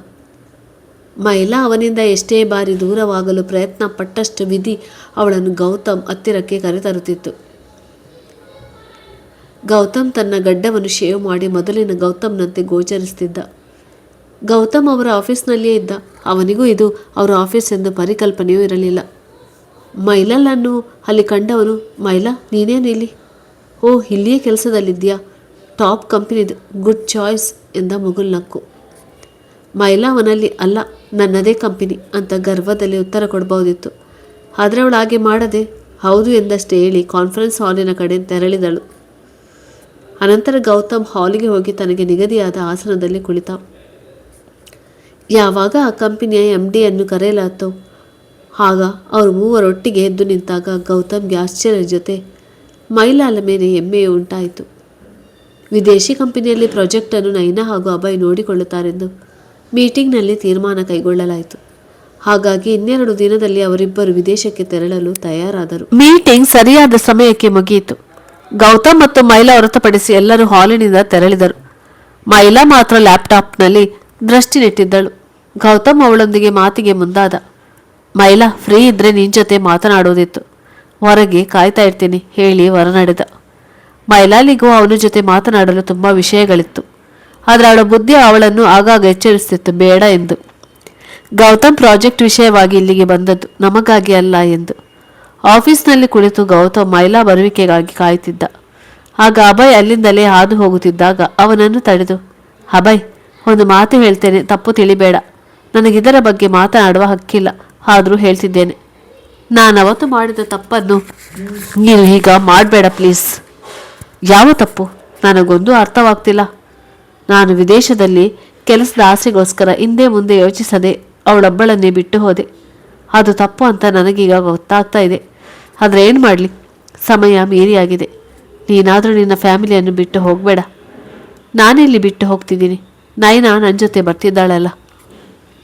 ಅಭಯ್ ಇನ್ನೇನು ಹೇಳೋ ಮುನ್ನವೇ ಮೈಲಾ ಮಧ್ಯ ಪ್ರವೇಶಿಸಿ, ಗೌತಮ್ ಹೋಗೋಣವಾ ಎಂದಳು. ಗೌತಮ್ ಮಾತನ್ನು ಅರ್ಧದಲ್ಲಿ ನಿಲ್ಲಿಸಿ ಮೈಲಾನೊಂದಿಗೆ ಹೋದ. ಹಿಂದಿನತೆ ಅವರು ದಿ ಕೆಫೆಗೆ ಹೋದರು. ಈ ಕೆಫೆ ಅವರನ್ನು ಸೇರಿಸಿ ಬೇರೆಯಾಗಿಸಿತು. ಈ ಬಾರಿ ಅವರಿಬ್ಬರನ್ನು ಮತ್ತೊಮ್ಮೆ ಸೇರಿಸಲು ಮುಂತಾಗಿತ್ತು. ಆದರೆ ಸಮಯದು ಬೇರೆಯೇ ಯೋಚನೆಯಿತ್ತು. ಕೆಫೆಯಲ್ಲಿಬ್ಬರು ಸಿಹಿ ಕಹಿ ಕ್ಷಣಗಳನ್ನು ಮೆಲುಕು ಹಾಕುತ್ತಿದ್ದರು. ಗೌತಮ್ ಸಮಯ ವ್ಯರ್ಥ ಮಾಡದೆ ಮಾತು ಆರಂಭಿಸಿದ. ಮೈಲಾ, ಬೆಳಿಗ್ಗೆ ಗಮ್ಯನನ್ನು ನೋಡಲು ನಿಮ್ಮ ಮನೆಗೆ ಹೋಗಿದ್ದೆ. ಆದರೆ ಅಲ್ಲಿ ನೀವಿರಲಿಲ್ಲ. ಅಕ್ಕಪಕ್ಕದವರ ಹತ್ರ ವಿಚಾರಿಸಿದಾಗ ಗೊತ್ತಾಯಿತು ನೀವು 2 ವರ್ಷದ ಹಿಂದೆ ಮನೆ ಬದಲಾಯಿಸಿದ್ದೀರಿ ಅಂತ. ಮಾವ ತೀರಿ ಹೋದ ವಿಷಯನೂ ಗೊತ್ತಾಯಿತು. ಇದಕ್ಕೆಲ್ಲ ನಾನೇ ಕಾರಣ. ನನ್ನ ಒಂದು ತಪ್ಪು ನಿರ್ಧಾರ ನಿಮ್ಮೆಲ್ಲರ ಸಂತೋಷವನ್ನು ಕಿತ್ತುಕೊಂಡಿತ್ತು. ಹೌದು, ಮನೆ ಬದಲಾಯಿಸಿದ್ದೇವೆ. ಈಗ ನಾವು ನೈನಾ ಅಭಯ್ ಜೊತೆಯಲ್ಲೇ ಇರುವುದು. ನಾನು ಅವತ್ತು ಮಾಡಿದ್ದ ತಪ್ಪು. ನೀನು ಹೇಳಿದ್ದೇ ಸರಿ. ಎಲ್ಲದಕ್ಕಿಂತ ಪ್ರೀತಿ ಮುಖ್ಯ. ಈಗ ನೋಡು, ನನ್ನ ಕೈಯಲ್ಲಿ ಹಣವಿದೆ, ಪ್ರೀತಿ ಇಲ್ಲ. ನಾ ಅಬ್ರಾಡ್ನಿಂದ ಕಾಂಟ್ರಾಕ್ಟ್ ಮುಗಿಸಿ ಭಾರತದಲ್ಲಿರಲು ಬಂದದ್ದು. ಸಾಧ್ಯವಾದರೆ ನಿನ್ನೊಂದಿಗಿರಲು. ಆದರೆ ಅದು ಆಗೋಲ್ಲ. ನಿನ್ನ ದಾರಿ ಬದಲಾಗಿದೆ. ನಾನೇ ಬದಲಾಯಿಸಿದ್ದು. ನಿಷ್ಕಲ್ಮಶವಾಗಿ ನುಡಿದ. ಗೌತಮ್ ಏನು ಹೇಳಬೇಕು ಅಂತ ಕರೆದದ್ದು ನೇರವಾಗಿ ಕೇಳಿದಳು ಮೈಲಾ. ಅದೇನೆಂದರೆ ನನಗಿಲ್ಲಿರಲು ಆಗ್ತಾ ಇಲ್ಲ. ಅದಕ್ಕೆ ಹೊಸ ಕಾಂಟ್ರಾಕ್ಟ್ ಮೇಲೆ ಮತ್ತೆ ಹೋಗ್ತಾ ಇದ್ದೇನೆ. ಅದನ್ನೇ ಹೇಳೋಣ ಅಂತ ಕರೆದದ್ದು. ಇಲ್ಲಿದ್ದರೆ ನಾನು ನಾನಾಗಿರೋಲ್ಲ. ಇಲ್ಲಿ ಇದ್ದು ನಿನ್ನ ಸಂಸಾರ ಹಾಳು ಮಾಡೋದು ಸರಿಯಲ್ಲ. ಅದಕ್ಕೆ ಹೋಗುವ ನಿರ್ಧಾರಕ್ಕೆ ಮುಂದಾಗಿದ್ದೇನೆ. ಇವತ್ತು ಹೊಸ ಕಾಂಟ್ರಾಕ್ಟ್ಗೆ ಸೈನ್ ಆಗ್ತಿದ್ದೇನೆ ಎಂದ. ಮೈಲಾಳಿಗೆ ಗೊತ್ತಾಯಿತು ಗೌತಮ್ ಬಂದದ್ದು ನನಗಾಗಿ, ಕೆಲಸಕ್ಕಾಗಿ ಅಲ್ಲ. ಸತ್ಯ ಮುಚ್ಚಿಟ್ಟು ತಪ್ಪು ಮಾಡಿದೇನ. ಗೌತಮ್ಗೆ ತಪ್ಪಿನ ಪ್ರಾಯಶ್ಚಿತವಾಗಿದೆ. ಅದಕ್ಕಿಂತ ನನಗಿನ್ನೇನು ಬೇಕು? ಗಮ್ಯ ನಮ್ಮ ಮಗಳು ಅಂತ ಹೇಳ. ಒಂದು ವೇಳೆ ಅವನು ಒಪ್ಪಿಕೊಳ್ಳದೇ ಇದ್ದರೆ ಏನು ಮಾಡಲಿ? ಗಮ್ಯನಿಂದ ಅವನನ್ನು ಇಷ್ಟು ವರ್ಷ ದೂರ ಇಟ್ಟಿದ್ದು ತಪ್ಪು. ಇನ್ನು ಸತ್ಯ ಮುಚ್ಚಿಡುವುದು ಸರಿಯಲ್ಲ. ಒಪ್ಪಿಕೊಳ್ಳೋದು ಬಿಡೋದು ಅವನಿಗೆ ಬಿಟ್ಟಿದ್ದು. ಆದರೆ ಗೊತ್ತಿದ್ದು ನಾನು ತಪ್ಪು ಹಿಡಿಯುವುದು ಸರಿಯಲ್ಲ. ಹೇಳುವುದೇ ಸರಿ. ಇವತ್ತು ಹೇಳದಿದ್ದರೆ ಮತ್ಯಾವತ್ತು ಅವಕಾಶ ಸಿಗಲಿಕ್ಕಿಲ್ಲ. ತಂದೆ ಇದ್ದು ತಂದೆಯ ಪ್ರೀತಿಯಿಂದ ಗಮ್ಯಳನ್ನು ದೂರ ಮಾಡುವುದು ಸರಿಯಲ್ಲ. ಹೇಳುವುದೇ ಸರಿ ಎಂದು ಮನಸ್ಸಿನಲ್ಲಿಯೇ ನಿರ್ಧರಿಸಿದಳು. ಗೌತಮ್, ನಿನಗೊಂದು ವಿಷಯ ಎನ್ನುತ್ತಿರುವಾಗಲೇ ಮೈಲಾ ಫೋನ್ ರಿಂಗಣಿಸಿತು. ಎತ್ತಿದವಳ ಮುಖಭಾವ ಬದಲಾಯಿತು. ಕಣ್ಣಿನಿಂದ ಒಂದೇ ಸಮನೆ ನೀರಿಳಿಯಿತು. ಮೈಲಾ, ಏನಾಯಿತು? ಯಾರದು ಫೋನ್? ಗಮ್ಯ ಗಮ್ಯ ಎನ್ನುತ್ತಾ ಒಂದೇ ಸಮನೆ ಆಳಲು ಪ್ರಾರಂಭಿಸಿದಳು. ಗಮ್ಯನಿಗೇನಾಯಿತು ಹೇಳು? ಆಕ್ಸಿಡೆಂಟ್. ಜೋರಾಗಿ ಅಳುತ್ತಲೇ ಕೆಫೆಯಿಂದ ಹೊರಗೂಡಿದಳು. ಗೌತಮ್ ಅವಳ ಹಿಂಬಾಲಿಸಿ ಅವಳೊಂದಿಗೆ ಆಸ್ಪತ್ರೆಗೆ ಹೋದ. ಶಸ್ತ್ರಚಿಕಿತ್ಸೆ ಕೊಠಡಿಯ ಹೊರಗಡೆ ಮಯೂರಿ, ನೈನಾ, ಅಭಯ್ ಕುಳಿತಿದ್ದರು. ಮೈಲಾ ನೇರವಾಗಿ ಅಲ್ಲಿಗೆ ಹೋಗಿ ಮಯೂರಿಯೊಂದಿಗೆ, ಅಕ್ಕ ಇದೆಲ್ಲ ಹೇಗಾಯಿತು? ಮೈಲಾ, ಅದು ನಾವು ಪಾರ್ಕಿಗೆ ಹೋಗಿದ್ವಿ. ಅಲ್ಲಿ ಗಮ್ಯ ನನ್ನ ಕೈ ತಪ್ಪಿಸಿ ಹೋದಾಗ ಕಾರು ಮುಂದುವರಿಸಲಾಗದೆ ಅತ್ತಳು. ಎಷ್ಟು ಸಲ ಹೇಳಿಲ್ಲ ಅಕ್ಕ, ಅವಳನ್ನು ಎಲ್ಲೋ ಹೊರಗಡೆ ಕರ್ಕೊಂಡು ಹೋಗಬೇಡ ಅಂತ. ಅವಳು ಅಳುತ್ತಲೇ ಅಲ್ಲೇ ಕುರ್ಚಿಯಲ್ಲಿ ಕುಳಿತಳು. ಅವಳ ಪಕ್ಕದಲ್ಲಿ ಕುಳಿತ ಗೌತಮ್ ಅವಳ ಭುಜದ ಮೇಲೆ ಕೈ ಇಟ್ಟು, ಗಮ್ಯನಿಗೇನು ಆಗೋಲ್ಲ, ವರಿ ಮಾಡಬೇಡ ಎಂದು ಧೈರ್ಯ ತುಂಬುವ ಪ್ರಯತ್ನ ಕೇಳಿದ. ಅಳುತ್ತಲೇ ಮೈಲಾ ಅವನ ಭುಜಕ್ಕೆ ಹೊರಗಿದಳು. ಮಯೂರ್ಗೆ ಗೌತಮ್ ಮೈಲಾಳ ಬದುಕಿಗೆ ಬಂದದ್ದು ಒಂಚೂರು ಇಷ್ಟ ಇರಲಿಲ್ಲ. ಆದರೆ ಈ ಕಷ್ಟದ ಪರಿಸ್ಥಿತಿಯಲ್ಲಿ ಮೈಲಾಳನ್ನು ಸುಧಾರಿಸುವ ಕೆಲಸ ಅವನಿಂದಲೇ ಸಾಧ್ಯ ಎಂದು ಅವಳಿಗೆ ಗೊತ್ತಿತ್ತು. ಹಾಗಾಗಿ ಅವನ ವಿರುದ್ಧ ಏನೂ ಮಾತನಾಡಲಿಲ್ಲ. ಶಸ್ತ್ರಚಿಕಿತ್ಸಾ ಕೊಠಡಿಯಿಂದ ಹೊರಬಂದ ವೈದ್ಯರು, ಮಗುವಿನ ಸ್ಥಿತಿ ತುಂಬ ಕ್ರಿಟಿಕಲ್ ಆಗಿದೆ. ಬ್ಲಡ್ ತುಂಬ ಲಾಸ್ ಆಗಿದೆ. AB negative. ನಮ್ಮ ಬ್ಲಡ್ ಬ್ಯಾಂಕಲ್ಲೂ ಇಲ್ಲ. ಈ ರಕ್ತದ ಗುಂಪು ತುಂಬ ರೇರ್. ಎಲ್ಲಿಂದಾದರೂ ಬ್ಲಡ್ ಅರೇಂಜ್ ಮಾಡಲಿಕ್ಕಾಗುತ್ತಾ ನೋಡಿ. 1 ಗಂಟೆಯೊಳಗೆ ಬ್ಲಡ್ ಸಿಗದೇ ಇದ್ದರೆ ಅಪಾಯವಿದೆ ಎಂದು ಹೇಳಿ ಮುಗಿಸಿದರು. ಗೌತಮ್ ತಕ್ಷಣ, ನನ್ನದು ಅದೇ ಬ್ಲಡ್ ಗ್ರೂಪ್, ನಾನು ಡೊನೇಟ್ ಮಾಡ್ತೇನೆಂದು ವೈದ್ಯರ ಜೊತೆಗೆ ಹೋದ. ಗೌತಮ್ನ ರಕ್ತದಿಂದ ಗಮ್ಯಾಳ ಜೀವ ಉಳಿಸಲಾಯಿತು. ಗಮ್ಯಾಳನ್ನು ತೀವ್ರ ನಿಗಾ ಘಟಕದಲ್ಲಿ ಇರಿಸಲಾಯಿತು. ಎಲ್ಲರೂ ನಿಟ್ಟುಸಿರು ಬಿಟ್ಟರು. ಗೌತಮ್ ಮೈಲಾಳೊಂದಿಗೆ ರಾತ್ರಿ ಇಡೀ ಅಲ್ಲಿದ್ದ. ಮೈಲಾ ಅವನ ಭುಜಕ್ಕೆ ಆಸರಿಯಾಗಿ ನಿದ್ರೆಗೆ ಜಾರಿದಳು. ಗಮ್ಯ ಅಪಾಯದಿಂದ ಪಾರಾದಳು. ಗಮ್ಯಾಳನ್ನು ವಾರ್ಡಿಗೆ ಶಿಫ್ಟ್ ಮಾಡಲಾಯಿತು. ಮೈಲಾ ಇನ್ನು ನಿದ್ರೆಯಿಂದ ಎಚ್ಚರಗೊಂಡಿರಲಿಲ್ಲ. ಗೌತಮ್ ಅವಳ ತಲೆಯನ್ನು ಪಕ್ಕಕ್ಕೆ ಸರಿಸಿ ಗಮ್ಯಾಳ ಕೋಣೆಗೆ ಹೋಗಿ ಅಲ್ಲಿಂದ ಹೊರಟು ಹೋದ. ಸ್ವಲ್ಪ ಸಮಯ ಕಳೆದ ಮೇಲೆ ಮೈಲಾರ ಎಚ್ಚರಗೊಂಡಾಗ ಗೌತಮ್ ಪಕ್ಕದಲ್ಲಿರಲಿಲ್ಲ. ನಂತರ ಗಮ್ಯಾಳ ಬಳಿ ಹೋಗಿ ಅವಳ ಪಕ್ಕದಲ್ಲಿ ಕುಳಿತು ಅವಳ ಕೈ ಹಿಡಿದು, ಕ್ಷಮಿಸು ಗಮ್ಯ ಎಂದು ಅತ್ತಳು. ಗಮ್ಯಾಳ ಕೈಯಲ್ಲಿದ್ದ ವಾಚ್ ಮೈಲಾ ಕೈಗೆ ತಾಗಿತ್ತು. ಸರಿಯಾಗಿ ನೋಡಿದಾಗ ಗಮ್ಯಾಳ ಕೈಯಲ್ಲಿ ಅದೇ ವಾಚ್ ಇತ್ತು. ಮೈಲಾ ಗೌತಮ್ಗೆ ಕೊಟ್ಟ ವಾಚ್, GM ಎಂದು ಬರೆಯಲಾದ ವಾಚ್. ಅಲ್ಲೇ ಪಕ್ಕದಲ್ಲಿ ಮೇಜಿನ ಮೇಲೊಂದು ಪತ್ರವಿತ್ತು. ಓದಿದವಳಿಗೆ ಆಘಾತ ಕಾದಿತ್ತು. ಅದರಲ್ಲಿ ಈ ರೀತಿ ಬರೆಯಲಾಗಿತ್ತು: ಮೈಲಾ, ನಾನು ಮಾಡಿದ ತಪ್ಪು, ಅದರ ಅರಿವಾಗಿದೆ ನನಗೆ. ಆದರೆ ಈಗ ಮಿಂಚಿ ಹೋದ ಕಾಲಕ್ಕೆ ಚಿಂತಿಸಿ ಫಲವಿಲ್ಲ. ಈ ವಾಚನ್ನು ನನ್ನಲ್ಲಿ ಇಟ್ಟುಕೊಳ್ಳುವ ಯಾವ ಹಕ್ಕು ನನಗಿಲ್ಲ. ಅದಕ್ಕೆ ಹಿಂತಿರುಗಿಸಬೇಕೆಂದು ನಿನ್ನೆ ಅಂದುಕೊಂಡಿದ್ದೆ, ಆದರೆ ಹಿಂತಿರುಗಿಸಲಾಗಲಿಲ್ಲ. ಒಮ್ಮೆ ನಿನ್ನನ್ನು ಬಿಟ್ಟು ಹೋದ ನಂತರ ನಿನ್ನೆಡೆಗೆ ಮರಳಿ ಮನಸ್ಸಾಗಿದೆ. ನಾನು ಮಾಡುತ್ತಿರುವುದು ತಪ್ಪು ಅಂತ ಗೊತ್ತಿದೆ. ಆದರೆ ನಿಜ ಹೇಳಿ ಹೋಗ್ತಿದ್ದೀನಿ, ನೀನಿಲ್ಲದೆ ನಾನು ಅಪೂರ್ಣ. ನೀನು ನಿನ್ನ ಹೊಸ ಬಾಳಲ್ಲಿ ಖುಷಿಯಾಗಿರು. ಸಾಧ್ಯವಾದರೆ ನನ್ನನ್ನು ಕ್ಷಮಿಸು. ಗಮ್ಯಾಳನ್ನು ಚೆನ್ನಾಗಿ ನೋಡಿಕೊಳ್ಳು. Good bye. ಪತ್ರವನ್ನು ಎಸೆದು ಮೈಲಾ ವಾರ್ಡಿನಿಂದ ಹೊರಗೆ ಓಡಿದಳು. ಅಕ್ಕ, ಗೌತಮೆಲ್ಲಿ? ಯಾಕೆ, ಏನಾಯಿತು? ಅವನಾಗಲೇ ಹೋಗಿ ಆಯಿತು. ತಪ್ಪು ಮಾಡಿದೆ ನಾನು ಎನ್ನುತ್ತಾ ಆಸ್ಪತ್ರೆಯಿಂದ ಹೊರಗೂಡಿದಳು. ಗೌತಮ್ನ ಫೋನನ್ನು ಸಂಪರ್ಕಿಸಲು ಪ್ರಯತ್ನಿಸಿ ವಿಫಲವಾದಳು. ಎಲ್ಲೇ ಹುಡುಕಿದರೂ ಅವನ ಪತ್ತೆ ಇರಲಿಲ್ಲ. ಒಂದು ವೇಳೆ ಮತ್ತೊಮ್ಮೆ ಗೌತಮ್ ವಿದೇಶಕ್ಕೆ ಹೋಗಿದ್ರೆ, ತಪ್ಪು ಮಾಡಿಬಿಟ್ಟೆ ಎಂದು ಹಣೆಗೆ ಕೈಯಿಟ್ಟು ಬಿಕ್ಕಿದಳು. ಸಮಯ ಮೀರಿ ಹೋಯಿತು. ಗಮ್ಯಾಳಿಗೂ ಮೋಸ ಮಾಡಿದೆ. ಇನ್ಯಾವತ್ತು ಗೌತಮ್ ಸಿಗೋಲ್ಲ ಎಂದು ಬಿಕ್ಕಿ ಅತ್ತಳು. ನಂತರ ತಕ್ಷಣ ತಲೆಗೊಂದು ಆಲೋಚನೆ ಹೊಳೆದು ಕೊನೆಯ ಪ್ರಯತ್ನ ಎಂದು ಕೆಫೆ ಕಡೆ ಹೋದಳು. ದಾರಿಯುದ್ದಕ್ಕೂ ಗೌತಮ್ ಸಿಗಲಿ, ಅವನಲ್ಲೇ ಇರಲಿ ಎಂದು ಎಲ್ಲ ದೇವರಲ್ಲಿ ಬೇಡಿಕೊಂಡಳು. ಆಟೋ ಕೆಫೆಯ ಮುಂದೆ ಬಂದು ನಿಂತಿತ್ತು. ಕೆಫೆಯೊಳಗೆ ಕಾಲಿಡಲು ಭಯವಾಯಿತು. ಒಂದು ವೇಳೆ ಗೌತಮ್ ಇಲ್ಲಿರದೇ ಇದ್ದರೆ ಎಂಬ ಭಯ ಕಾಡುತ್ತಿತ್ತು ಅವಳನ್ನು. ಮೇಡಮ್, ನನ್ನ ಪರಿಚಯವಿಲ್ಲದೆ ಎನ್ನುತ್ತಾ ಒಬ್ಬ ಮಹಿಳೆ ಅವಳ ಮುಂದಾದಳು. ಮೈಲಾಳಿಗೆ ಎಲ್ಲೋ ನೋಡಿದ ನೆನಪಿತ್ತು. ಆದರೆ ಈಗ ಅವಳಿರುವ ಸ್ಥಿತಿಯಲ್ಲಿ ಯೋಚಿಸಲು ಮುಂದಾಗದೆ ಇಲ್ಲ ಎಂದು ಬಿಟ್ಟಳು. ಮೈಲಾ ಕಂಗಳು ಮಾತ್ರ ಗೌತಮ್ನ ಹುಡುಕಾಟದಲ್ಲಿ ನಿರತವಾಗಿತ್ತು. ಈ ಮಹಿಳೆ ತನ್ನ ಪರಿಚಯವನ್ನು ಹೇಳಿಕೊಂಡಳು. ನಿಮಗೆ ನೆನಪಿರಲಿಕ್ಕಿಲ್ಲ, ನಾನು ಮೊದಲು ಇಲ್ಲಿ ಭಿಕ್ಷೆ ಬೇಡುತ್ತಿದ್ದೆ. ನೀವು ಯಾವಾಗ ನನಗೆ 500 ರೂಪಾಯಿ ಕೊಟ್ಟರೋ ಅಂದಿನಿಂದ ನನ್ನ ಜೀವನ ಬದಲಾಯಿತು. ಹಾಗೂ ಅಲ್ಲಿ ಕಾಣಿಸ್ತಿದೆಯಲ್ಲ ಹೂಗುಚ್ಚದ ಅಂಗಡಿ, ಅಲ್ಲಿ ನಾನೀಗ ಕೆಲಸಕ್ಕೆ ಸೇರಿಕೊಂಡಿದ್ದೇನೆ. ಎಂದು ಅಂಗಡಿಯ ಕಡೆ ಬೆರಳು ತೋರಿಸ್ತಾ ಹೇಳಿದಳು. ಮೈಲಾ ಮೊದಲಿನಿಂದಲೇ ಚಿಂತೆ ಎದ್ದವಳಿಗೆ ಈಗ ಈ ಮಹಿಳೆಯ ಮಾತು ಕೇಳಿ ಇನ್ನಷ್ಟು ಚಿಂತೆ ಹತ್ತಿತು. 500 ರೂಪಾಯಿಯಿಂದ ಬದುಕು ಹೇಗೆ ಬದಲಾಯಿತು? ತುಸು ತಾಳ್ಮೆಗೊಳ್ಳುತ್ತಾ ಅವಳ ಮಾತನ್ನು ಆಳಿಸಿಕೊಂಡಳು. ಆ ಮಹಿಳೆ ಮಾತನ್ನು ಮುಂದುವರಿಸಿದಳು. ನೀವು ಅವತ್ತು ಕೊಟ್ಟ ಹಣದಿಂದ ನಾನು ಮತ್ತು ನನ್ನ ಮಗು ಹೊಟ್ಟೆ ತುಂಬ ಊಟ ಮಾಡಿತ್ತು. ನೀವು ಇಲ್ಲಿಂದ ಹೋದ್ಮೇಲೆ ಒಬ್ಬ ವ್ಯಕ್ತಿ ಬಂದು ನನಗೆ ಇದೇ ಹೂವಿನ ಅಂಗಡಿಗೆ ನನ್ನನ್ನು ಕೆಲಸಕ್ಕೆ ಸೇರಿಸಿದರು. ನಾನು ಅವರಲ್ಲಿ ನೀವ್ಯಾರು ಅಂತ ಕೇಳಿದೆ. ಅದಕ್ಕೆ ಅವರು, ಯಾರು ಅನ್ನುವುದು ಮುಖ್ಯವಲ್ಲ, ನಿನ್ನ ಮಗುವಿನ ಸಂಪೂರ್ಣ ಜವಾಬ್ದಾರಿ ನಿನ್ನ ಕೈಯಲ್ಲಿದೆ. ನಿನ್ನ ಕಾಲ ಮೇಲೆ ನೀನು ನಿಲ್ಲಬೇಕು, ಇಲ್ಲದಿದ್ದರೆ ಈ ಸಮಾಜ ನಿನ್ನನ್ನು ತುಳಿಯುತ್ತದೆ ಅಂತ ಹೇಳಿ ಹೋದರು. ಜೊತೆಗೆ ಸ್ವಲ್ಪ ಹಣವನ್ನು ಕೊಟ್ಟರು. ನಾನು ಅವರ ಹತ್ರ ಹೇಳಿದೆ, ನಿಮಗೆ ನನ್ನ ಪರಿಚಯ ಹೇಗೆ? ಅದಕ್ಕೆ ಅವರು, ಇವತ್ತೊಬ್ಬರು ಮುಖ್ಯ ವ್ಯಕ್ತಿಯಿಂದ ಈ ಪಾಠ ಕಲಿತೆ. ಒಬ್ಬರು ಸಹಾಯ ಮಾಡಲು ಮುಂದಾದರೆ ಎಲ್ಲರೂ ಮುಂದೆ ಬರ್ತಾರೆ ಅಂತ ಹೇಳಿ ಹೋದರು. ಇವತ್ತವರು ಇಲ್ಲಿಗೆ ಬಂದಿದ್ದಾರೆ ಎನ್ನುತ್ತಾ ಅವಳ ಕೈಗೆ ಒಂದು ಹೂಗುಚ್ಛವನ್ನಿಟ್ಟು ತನ್ನ ಪಾಡಿಗೆ ಕೆಲಸದ ಕಡೆ ಹೋದಳು ಆ ಮಹಿಳೆ. ಮೈಲಾ ಕೆಫೆಯ ಒಳಗಡೆ ಪ್ರತಿ ಹೆಜ್ಜೆಯನ್ನಿಟ್ಟು ಹೋಗುತ್ತಿದ್ದಂತೆ ಹೃದಯ ಬಡಿತ ಜೋರಾಯಿತು. ದೂರದಲ್ಲಿ ಇದ್ದದ್ದು ಗೌತಮ್ ಎಂದು ಖಾತ್ರಿಯಾದ ಮೇಲೆ ಹೃದಯ ಮತ್ತು ಮನಸ್ಸು ಸ್ಥಿಮಿತಕ್ಕೆ ಬಂತು. ಗೌತಮ್ ಒಬ್ಬನೇ ಕೂತಿದ್ದ. ಅವನ ಮುಂದೆ ಕಾಂಟ್ರಾಕ್ಟ್ ಪೇಪರ್ ಇತ್ತು. ಪೆನ್ನನ್ನು ಮೇಜಿಗೆ ಗುದ್ದಿ ಸಹಿ ಹಾಕಲೋ ಬೇಡವೋ ಎಂದು ಗೊಂದಲದಲ್ಲಿದ್ದ. ಸಹಿ ಹಾಕಲು ಮುಂದಾದಾಗ ಮೈಲಾ ಬಂದು ಪೆನ್ನನ್ನು ಕಿತ್ತುಕೊಂಡಳು. ನನ್ನಿಂದ ದೂರ ಹೋಗಬೇಕೆಂದೇ ಕಾಂಟ್ರಾಕ್ಟ್ ಮಾಡಿಸಿದ್ದೀರಾ ಹೇಗೆ? ನಿನಗೆ ದೂರ ಹೋಗುವುದಂದರೆ ಅಷ್ಟು ಇಷ್ಟ ಅಲ್ವಾ? ನನಗೆ ಹೇಳದೆ ಯಾಕೆ ಹೋದೆ? ನಿಮ್ಮ ಹೆಸರು ಗೌತಮ್ ಬದಲು ಕರ್ಣ ಇಡಬೇಕಾಗಿತ್ತು. ಯಾವಾಗಲೂ ಎಲ್ಲವನ್ನು ಬಿಟ್ಟು ಹೋಗ್ತಿರಲ್ವಾ? ತುಸು ಕೋಪಗೊಂಡೇ ಕೇಳಿದಳು. ಅದು ನನ್ನಿಂದ ನಿಮ್ಮ ಸಂಬಂಧ ಹಾಳಾಗುವುದು ಬೇಡ ಅಂತ ಹೋದೆ. ತಲೆ ತಗ್ಗಿಸುತ್ತಲೇ ಉತ್ತರಿಸಿದ. ಯಾವ ಸಂಬಂಧ? ನಿನ್ನ ಅಭಯಗಮ್ಯ. ಒಂದು ವೇಳೆ ಅದಿಲ್ಲದೆ ಇದ್ರೆ ಏನು ಮಾಡ್ತಿದ್ರೆ? ಉತ್ತರ ಕೊಡಲಾಗದೆ ಪರದಾಡಿದ. ಕೋಪಗೊಂಡ ಮೈಲಾ, ನಿಮಗಿನ್ನೂ ಅರ್ಥ ಆಗ್ತಿಲ್ವಾ? ಗೌತಮ್, ಬೇಕು ಅಂತಲೇ ಈ ರೀತಿ ಮಾಡ್ತಿದ್ದೀರಾ ಹೇಗೆ? ಏನು ಹೇಳ್ತಾ ಇದ್ದೀಯಾ ಮೈಲಾ? ಅಯ್ಯೋ ಗೌತಮ್, ನನಗೆ ಇನ್ನು ಬೇರೆ ಮದುವೆ ಆಗಿಲ್ಲ, ಅಳುತ್ತಾಳೆ ಎಂದಳು. ಮತ್ತೆ ಅಭಯ್ ನಯನಾ ಗಂಡ. ಅವಳು ನಮ್ಮ ಜೊತೆಯಲ್ಲಿ ಇರುವ ಕಾರಣ ಗಮ್ಯ ಅಭಯ್ನನ್ನು ಪಪ್ಪ ಅಂತ ಕರೀತಾಳೆ. ಆಶ್ಚರ್ಯಗೊಂಡವ, ಏನು ಹೇಳ್ತಿದ್ಯಾ? ಹೌದು ಗೌತಮ್, ಗಮ್ಯ ನಮ್ಮ ಮಗಳು.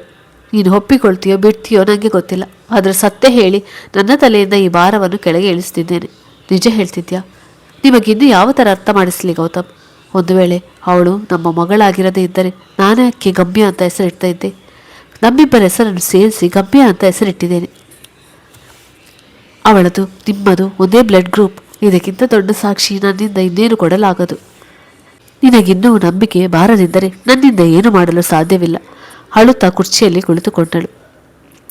ಗೌತಮ್ ಯೋಚಿಸಿ, ಮೈಲಾಲನ್ನು ಬಿಟ್ಟು ಹೋಗಬೇಡ ಅಂದಿದ್ದಕ್ಕೆ ಅಭಯ್ ನಯನ ಜೊತೆ ಹೋಗ್ತಿದ್ದೀನಿ ಅಂತ ಹೇಳಿದ್ದು.